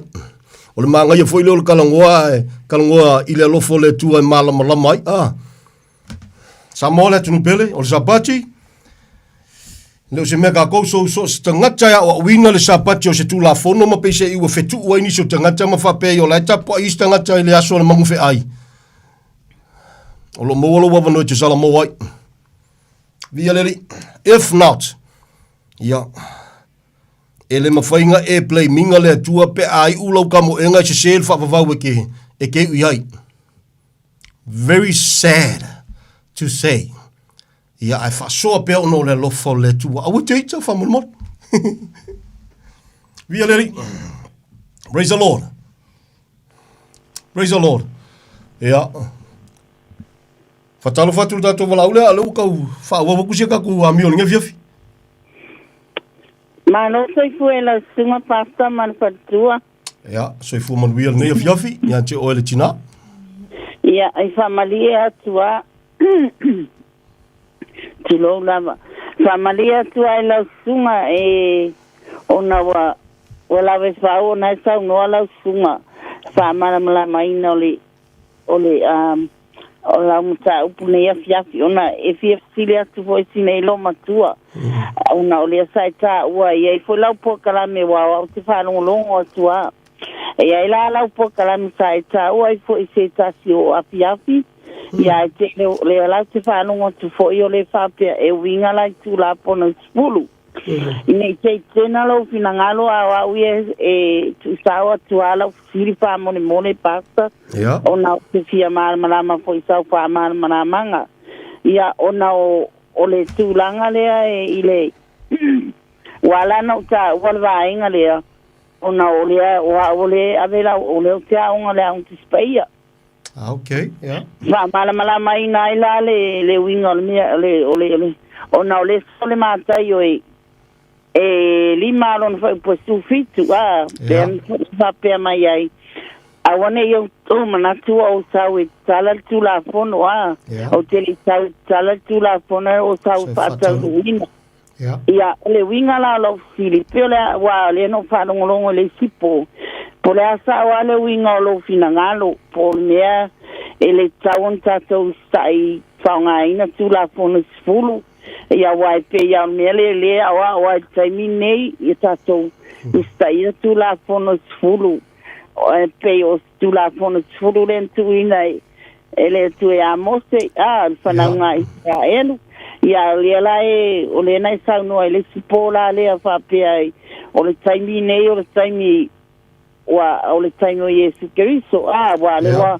mama ni Yesu fa mangalo ai ma ave ia tato ang sala uma ia o le winga la sili pore ala le so fina ngalo sa wa ia ele tawon tato stai fa pe ala le stula fono terminei e sa lo to ala tato fa ile ang sala o le winga la pore ato fina ngalo ia fa mole ala tunga. Ok, fa malo, fa tai foi le mafuta mai mal wala mai o tinale ne fiafi.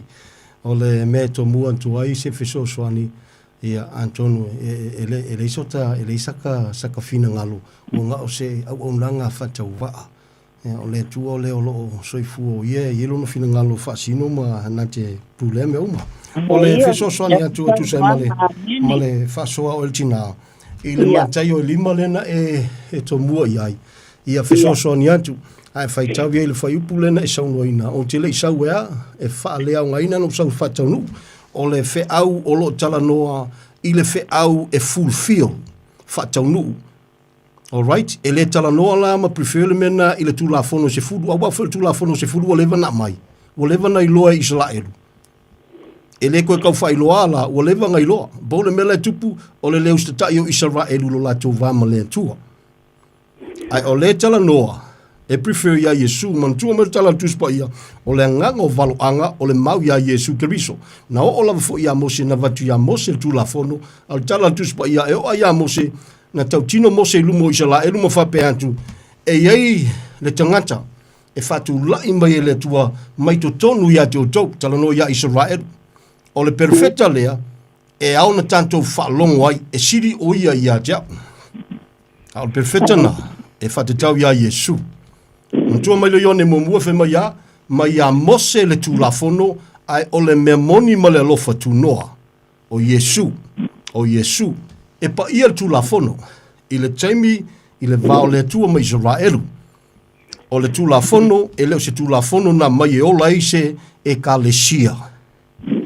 I le Roma e valu o le whai pumomua ma le rua whai mai a wawa tu sau no mai tātou o le to iese whaasala ie o ia ke riso Yesu o e le savavali i lale tino ai lai le nganga whai pelua a wa o le tu la fono o le nganga o le ola leo ia Yesu o le tu la fono o le nganga o na o le ola mai ia Yesu wa tu sau no mai nai le tu la fono o le anga sala ma le oti ua whai ngoe paulo le tu la fono le se furu o le tu la fono o le anga sala tu la fono leoti o le ale wingo le tala ia tonu na si la fia ultina mal fa fong anga Samoa o le tu la fono i le temi o le tua mai sala helu nga mawal kanga kausoli tu la fono moli mause to lua pese to tolu lau le unga tu lo o le ale unga oti ele ai se mengo se alofa tu no ele se mengo se fa pe ia ko solo fu al mele no le se me fa pena na mo foi paulo fe mai ya o tanto no son dia le tua e te tau ona whai mau ona ole whenga inga fau, ai ale tusi e fasioti. Prefer le tu la fono, ai le nganga e whaola, le nganga o le lofa tu noa, e feso soani, ia i tātou. So o le lofa tu noa la, mō tātou, e leo tātou na mai el tu la fono. Tau tino foi paulo tusi Roma, ngā mai le kula fongo se tu lou, se wha kongu folau ai, le fa mawalunga fa le longa fa valvalea Israelu o le fa mawalunga Israelu e umalole tua Israelu umalole la lolangi ia fa mai paulo ino wa popula mata paulo sole a ele ai sole Israelu ele ai sole fa le kongu le mea il matau po evil tu Roma e lau mai fe ngainga ma me uma lava na fa ele tua mo si fe ngainga mai Israelu le Roma iva fa mai le tamaloa sole ngai aki o kou mea malava Israelu, o le tala noa Israelu, e wha malama tanga te Israelu, ai au tunu tau se fulu, o le tusi Roma, a ua tangi le tamalo Paulo le Israelu le ua pupula mata mwhai mai lo ua tua o lau te talo ia whaolaina Israelu la iai whengainga e le o iai Yesu i o langa i sesi whamtalanga e le mawhaia se kula fongo nga lave inga oe mariko sao le tua na o Yesu na whaasate roina e lave ina so se tangata soifua ua lava matutoe le maliwa Yesu e lave ina tatou tam ke ko foi mai le mele na saunoi o tinasi tulo ia o le tulafono e pa ia tau tino Paulo tusi Roma e pa ia le tulafono o le tulafono foi fa le nganga i le vao le tulafono ma le tangata soifua o le tangata yang sala e ina wafio mai Yesu fai mai lo ma le tangata o le tua o sifi le mea o kingo la le tulafono ai nganga Yesu o le fa o la tanga lea mo le lalo langi uma so o le tulafono aia tina se tulou ia e leo se tulafono na mai e o laise e kalesia e leise mau le tuspa ia o mai e wha malosia e le kalesia le sa o whaitawina le maule no whaitawina na nei ia o le mafa ia o le saunoanga le isala e rule whai ewe mai lan me wako wha ongo i le tua e leo wha ongo makai Samoa po le palemia po le aole malo wha ongo sa o i lenga whai le tangata ma fua sia o le whae e wa onga ma avenga ai le ka kaunga koia wa winga e o lai lalo le lo fatu no wana o Yesu wana whaasate o ina le tali so ele whaasala ino o itina pe a ele nanga ele imaya mo tantou le tulafono ele whaasala inga se Samoa i se le whai o le kulafongo le upala apostolo Paulo ia kalatia na avea matai tai tama e taita ina i tantou ia Yesu ina wa o mele fatu tu e prefer ia Yesu ke biso fa mai ua le tu e pule le taita tama o le taita tama tu la fono le ole alua fe kausanga kalung maliu Yesu tina lona wingi o le alua fe foi tausanga ele ka kaung ko la unga se Samoa se sapaki se furuai ia por kula fongo foi se furu pe na sauno o tina okay ia malama foi lau firi pastai lava i lau sunga pasta mo pa malama ina ia nga lele tua ia tu mau pela na fa unga le nganga i unga ya bua ma patua a wa pian ia manta singo la mamoi pa manvia foi le tua le nei pope a tua no fuanga sa wina o ru le toto ia tato felo ai fem tato sa longo felo pokalami ia manu ia tele lava nei po na o Yesu amen lo fa ia fa lava fa soi foi ia lo fa tu foi ia te tina male ai fa soi foi dai lava fa soi foi praise the Lord vialeri tele yo tawali Samoa praise the Lord tele yo tawul tatu malama ole fa no ole tawaso ia Israelu Samoa ele o tawaso fua Israelu tawaso Israelu ole tua laifa tawaso ina Israelu aisia fa fitai le tua wa fa tawaso Israelu a wa tatala il faito to mo tanto awanga le ka waso ngila ngi ka ngaka ia fa pesa walo la tu mala tu tali ina o ia o la tu mesia actually eu kupula fa le kong wa moni la le upo Yesu na lafo i le taimi o lala na upu o te le sau monisi na o ma moe o le whanaunga Israel wa leilo loa a o whenga koe li diwa i le upulenga o lungo sa tauro Yesu lava len fetalai ta aua nalo tatou malama lama Samoa se awe te ita tatou i fie tausi tu la fono fie kausi sapaki fa mole awe te ita la ngai ka waso o le tatalo i le tua in Jesus name o le taua i le faletino i falenga satani matou te le valea iau tonga fiti. Wa ula fole upuleu te le ula fo te Samoa lo te tala noa i mea falenga in Jesus name. Satani matou te le valea iau tonga fiti whaiaina. Ua tu sia i le upole tua in Jesus name it is written. Ua e whaiaina e whavavau. O ala awala sa kangi kamu whaie whangengefu so se Samoa. Ai so se Samoa fo i olo e la mona ina mailo ta leo ma le whamaulalo. Whawhetai le tua, whawhetai, ma amu ia fo i oe pia whai ue whawhifonga i le leo whatau wa le tala no antu. E leo ta ita le tali wha mole, wa ua stangata pe oe. Ai ole vala au le tua Samoa. O te whawhitai le tua i se ola i se malosi o tutoe. I'm not afraid e whasoa i le lofo le tua. Ta te le ma, ta te le fefe. Tala noa ma le loto e whamaulalo i le lofa i a te oe Samoa. Praise the Lord. Te lo tātou tangata. Ia o lo teitai se seina. Te lo tātou tangata o lo teitai se seina. Bia leli. E ke fiu e su e mau al kusbaia. E te fiu. A wale ungo le tula fono o ai. Yesu Keriso. O fia kausanga kanua sau Yesu. Sorry. Ne la lua fi kausanga sorry. Nona winga na umaina. Na ta ua le tula fono. O le mea moni. Mon maule a. Ia al tangata o le tua. Tu se salamo. Sa tau foi le tula fono o le mea moni. A ina ua fio ma Yesu. Samoa. Tantou ie fia tau si. Sa paki ma kausi kula fongo. Fai maila le tuispa ia. Wa sui le mele na. Bia le li. O le ata va ia le na o le a. O le ia le sa va aile me pa ia ma le me sirin pa ia fa mai. A o tau o ia i lungo le san tau na i loa i le malu o sailu o ina le ia le na o le a. Lele ua maua le avanoa Samoa ia. E tapua i sa o loto i le tua. E ke le kapua i koe whau popoku foi masisi me iai, le ai wha mole. Le ai masia wa onga o le whea ngainga tuai atoa, you name it. Nothing. Waka fiu foi kai whai kalkus pa ia wha mole. Ka ke le whai ako wha peu whai koe lo se ama se a wha mole. Ai o le te tala noa.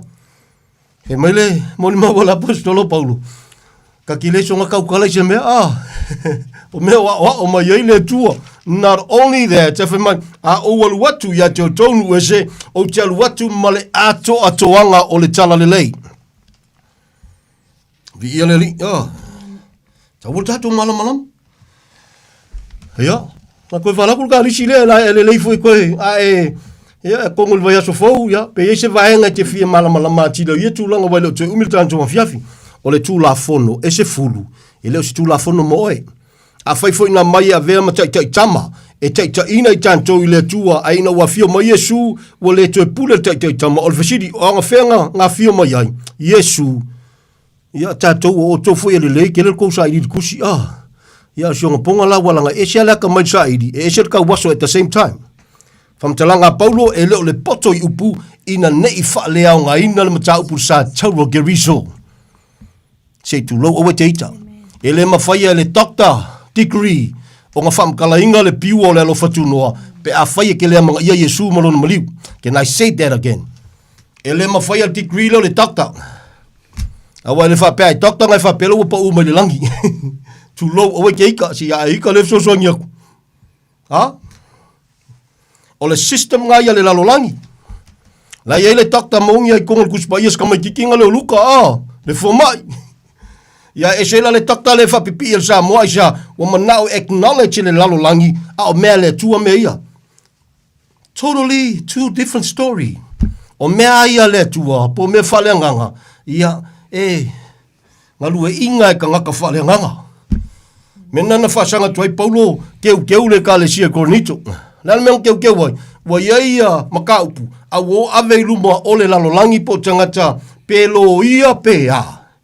Pe fai mai o ai i la tau. Whamasingo pe ai a whai ele i whaola inga. Samoa se tu loa. A whai o istanga te whaatua moni le tua. E siri atu la tamaina tu ele tua ia te oe. Nai lo la tau ia 8 degree. Se tu loa whamalmole awe teita. A tala noa i le soifuanga le tino. I atonu. E atama maila walina i a tātou. Tātou ia wai tutonu le whaolitanga. Ai a tala noa loi me whale anganga. Whai mai Paulo. Koranito. Wale ai ama sisi o koe tia tinga mea ia. Ia la kou suru lai lumo kanga whapau la kou ke lei lo se pau se tulou i mea whale anganga. O le tala na tuspa ia. O ke le songa kaukala se mea Samoa. Whasanga atu Paulo mai sole, tau te lei loa e o la vai a ngelu. E whamasino e lau pa ia a ngelu. Wala. Ai o le kelo kangi. Sa o whaia fwoi whamtalanga ia ka ke lei malama. O le al whamkalanga. Alo lual me mai ia. E whapeo kai ko se a ngelu. Pise i le mawhau o Samoa. A kau le a ngelu om kwa. Mawalunga, of course. Ai ile la tau lava ia. to finga mal pol kalame le tu ala fu inga lue la tu ai tala no lo le lo fatu no so le wosidi ko ile angedu menan fa mel tu stala e pel fa ya e yesi ke mi fa ya ko ile tu e angedu lo wakali oi no ale wakali oi ka wa fa finga oi inga wa sala mo ma fatu tu ya Yesu Kristo sawa mai le ba le ya yosemea ale wala ko fa ya ole atali i mala fa fine aisha ona ole mawalungo le maliwa Yesu lea ue fa maulalo ma e fa tua yai. Beautiful. Amen. Beautiful. Hallelujah. Ko la ka kolisi la me lo ka o dia. So ole tula fono se fulu. Ye pa ia tula fono ai le mo tanto. Ile fa sala inga foi ka ko pe a e ole la lo le lo fatu no. Ah? So fa mo le you read through the Bible. Ma ye la ka o ko ngai ka puia le fa o ngoi sa mo ma o se ke lo fa au le upo le tua tu la fono se fulu e le mo le kalesia sapati alone e le mo le kalesia fa mo tu sta le pelu na tu mai pea le malolonga fa sapaki e le sapaki wona se malolonga e Gary on pea ai o le malolonga sili ole te lio Yesu lo wolanga. O le sapaki mo ngia nga wa kalangolo me ngol sapaki kalangolo malolonga ya le foi fia tau si sapaki ko kelo iska ko kan kasamo ya alfainga ka la foi solia ya le sapaki le la ko fia ko si sapaki o sapaki la so malolo le so lo ko jole se famol mole ya la ola lo ko la mel ku spa ye kan malolo le ya fa ya ko foi ya o so foi le si me pe ya mo me le si pico ya ku me le si pico Samoa e lo foi Yesu ya joy. Tu la fono se fulu, all right? Sabati, tithing. O le matau pule se fulu wai. Samoa le yamaya mo le kalesia. You read through the Bible. Ta joia o se ina se tu lo Samoa, fai au tai tai. Ta to walo lofa fa maoni e le tua fa mole. Aka ko manga o se me amele fai le kalesia, se fa mole kalesia. Se o ka manga o le mele o le au ila ka faso ke vai ko le tu e lo ko le kale si le lo fo e ko le ya te o le o nga ai le fa ngal ku spa Yesu e ka ko bea in Jesus name Samoa hallelujah ale tio foi mai Paulo o le tupe ele lei ai o le mana o te le tangata yai o le pongai o mele anga uma ai sea o le tula fono le fa tau le sa ile se fuluai ele se mea tan tou fa mole fa mai ole polo ingale na vatu ya Mose ilungo le mongo Sinai mole fanaunga a Israel ele mo ka koula all right vieleli sapat se fulwai tu la fono se fulu ole peritomenga ele se mea tan tou Samoa fa mole ye uia na foi Samoa tu loa e tu lo fa fonga Samoa le tu langa peritomenga le fa tonu le tu pau tane ia ilo se menga mai ka ko ia yongo le malama no tatu tangata mama na tu le tu atana no tu spa ia I lalo le lo fatu no fa mai Paulo le ko nga ele mai foi mo ka ko mai le nga foi lalo le kalesia aisha taua ole fatu tu e ngalu ina ile lofa praise the Lord ia le wa apa mai fo mai fa mai langa fa mai fo mai langa mai ia tu loa ele o fo mai nga lenga faia o le feangainga ale tua ma Abramo le feangainga na le lavai ele o liu le tua te sauni le tua o si feangainga ko fa sanga ma keu le la feangainga le na ya o le manga yo le mea e fa mauni le tua Samo o le tele yo o ngatono tu spa ye tonu fa malam moina so sonia tu so tanto watunu te inga le nganga po io le tua Samoa ya vieleli o tele ni so mea antono finga tan mam na tanga tole chino ono le mam la mo me yo me fale nganga ya te fa so tu pele lo fo le tua vieleli ole te inga le nganga o le tua fa mole ole temi o tala tu spa ia e te salamo lo ma fatu tu le receive ole me alo fo ina le melena even though sa ye tanga sa fa ye limo Paulo ma fa penana receive le ngang pa ia even you so wauna pe telu foi ai ole alo fatu no le temi le le alo fo le tua tau ole salamo moni o e ma fatu tua ya Yesu Kristo then you will receive le alo fo na le tua ole me alo fo ina nga ole ngang pa ia ole so so ania tu mo tanto ia fa ka ko se mi ngama whatever Via le li se minga le nganga pa ia. Fa mole mole. O le tala tus pa ia e te fa mal te sala mo lo mataria Yesu. O le nganga pa ia le na e fio te tonu ia te oi. O le fai ke kenga. No wonder why foi le inga fai ko se minga ma kumu. Ai e se afu e kupu mai. O le a. O le te tonu ia te oi le nganga pa ia. A le foi le koe fai mai welcome Holy Spirit. O ila le koe welcome inga o le ia ke oi. Ta ua lo tatu malama. Aua tatu te o tau asu.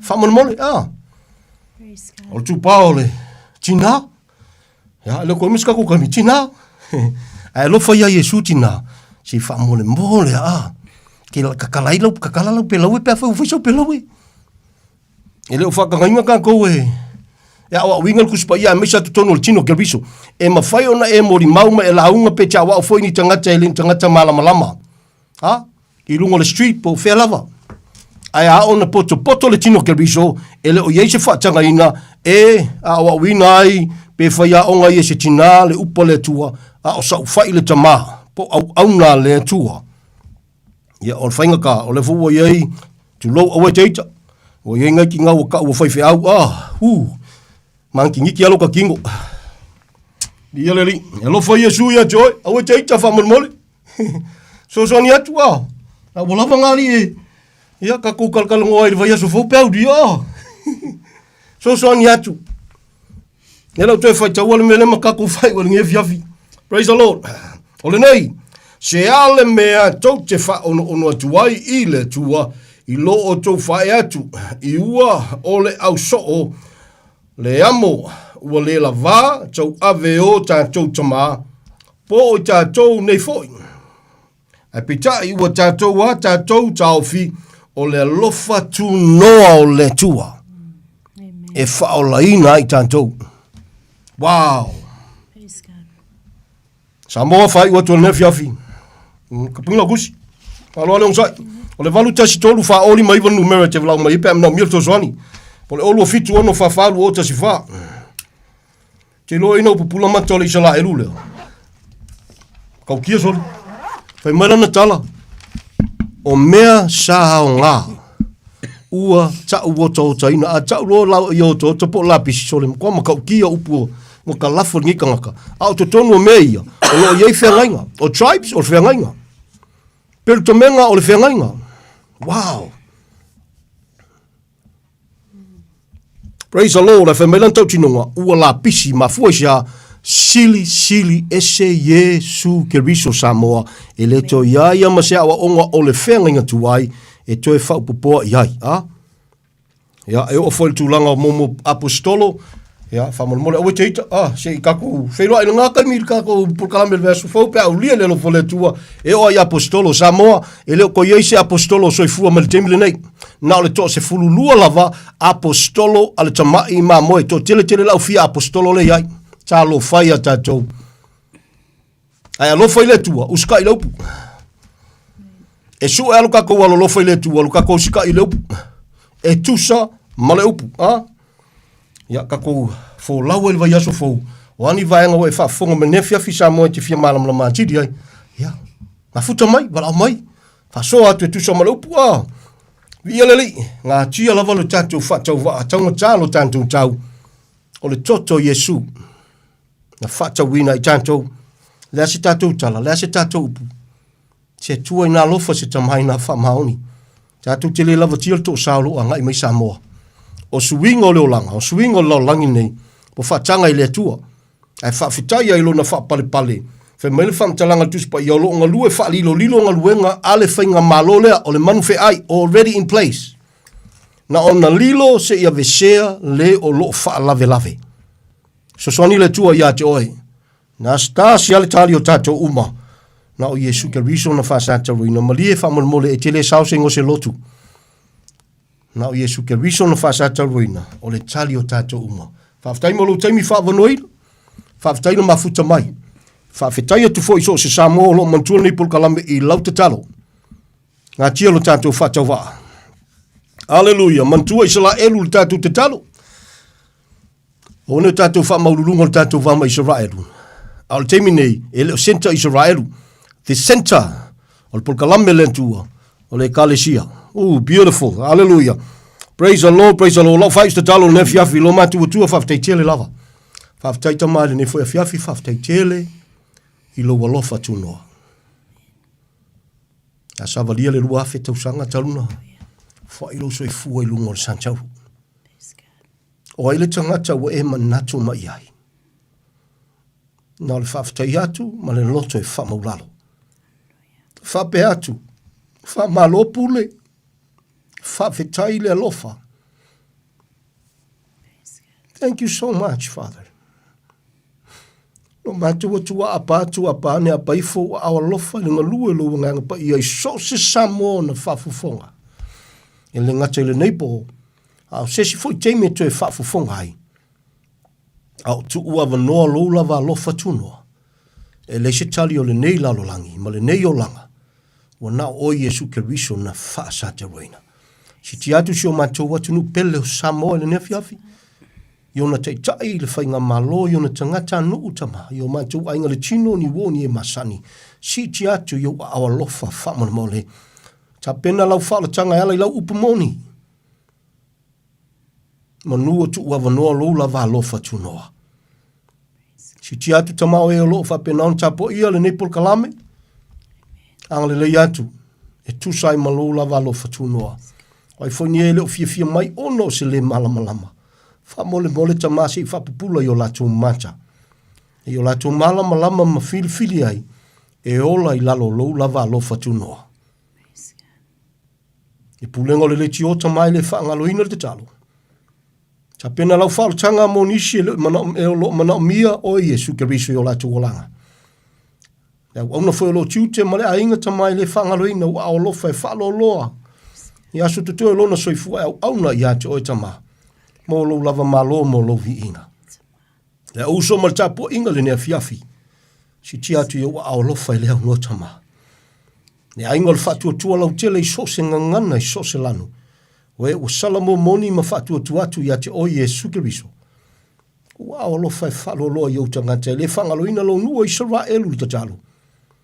Ua ao lofa e falo loa e tusai malau upu iau perfetanga iau valoanga. I lo lava taimi. Le whanauta mama o maola whatauwaa. Lo mātou atua au noma oe. E le aia ma se mea mātou te mawhaia. Au mātou wheinu I le sua malia o lo walofa tunoa. I le whamaoni ma le ato ato o lau upamoni. O lo e awa wina I o mātou o langa. Awa vea ma whamanianga mo si o mātou atunu pele o Samoa. Atu mawi ate o le vi inga o le whamanu o le whanene inga tama. Nei maso ume o lava I le whawavau whawhtei tele lo mātua tua. E ala ia Yesu te talo al whawhtei tele. Amene ma amene. Thank you Lord. Thank you Father.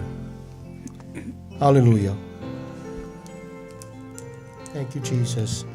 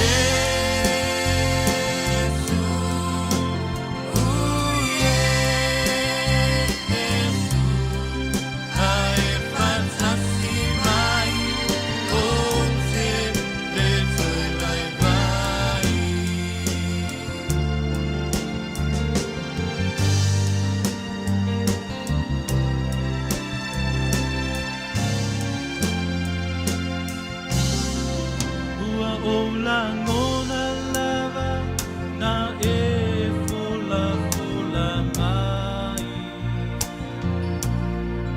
e te fe soso ani i e ua faa vai mai o lea o te tatalo ia e a fio mai ia o iloa lava ua tafa atasiai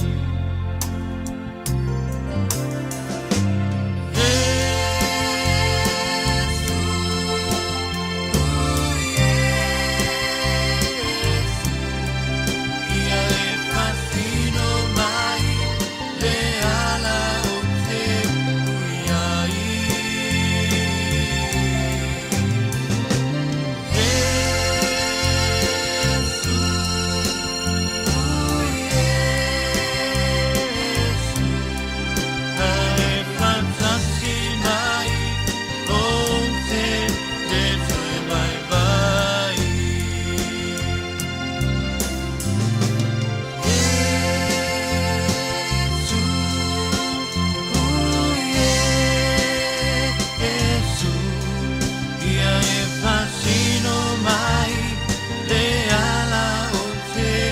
uiai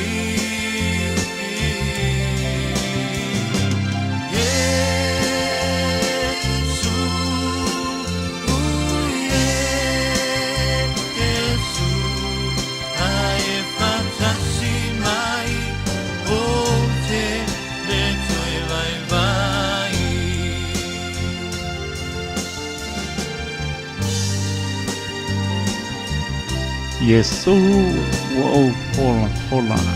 Si whakamani o le Voice of Christ, le bai o le pō. E o whamai atu ai fo le porklame pe an whapona maro le tātou. Tino o manu le o pomoni, le rawa porklame lo te pena ina pasta titi salpea mar whaitua ia Tania. Ia, manu ia fo i atu i lunga ola. Swauponga le tātou porklame le nāna sao momoa. Ia tātou au lia. I le lofa ma le anga leo lo tātou atua. Spulu minutu mo te ale tula spulu tau lunga mas tau tua le au ona pātau wāsa mōla tanu pele pāpetai tele le anga le lei tai pāmnianga alofa anga lo whatau wā.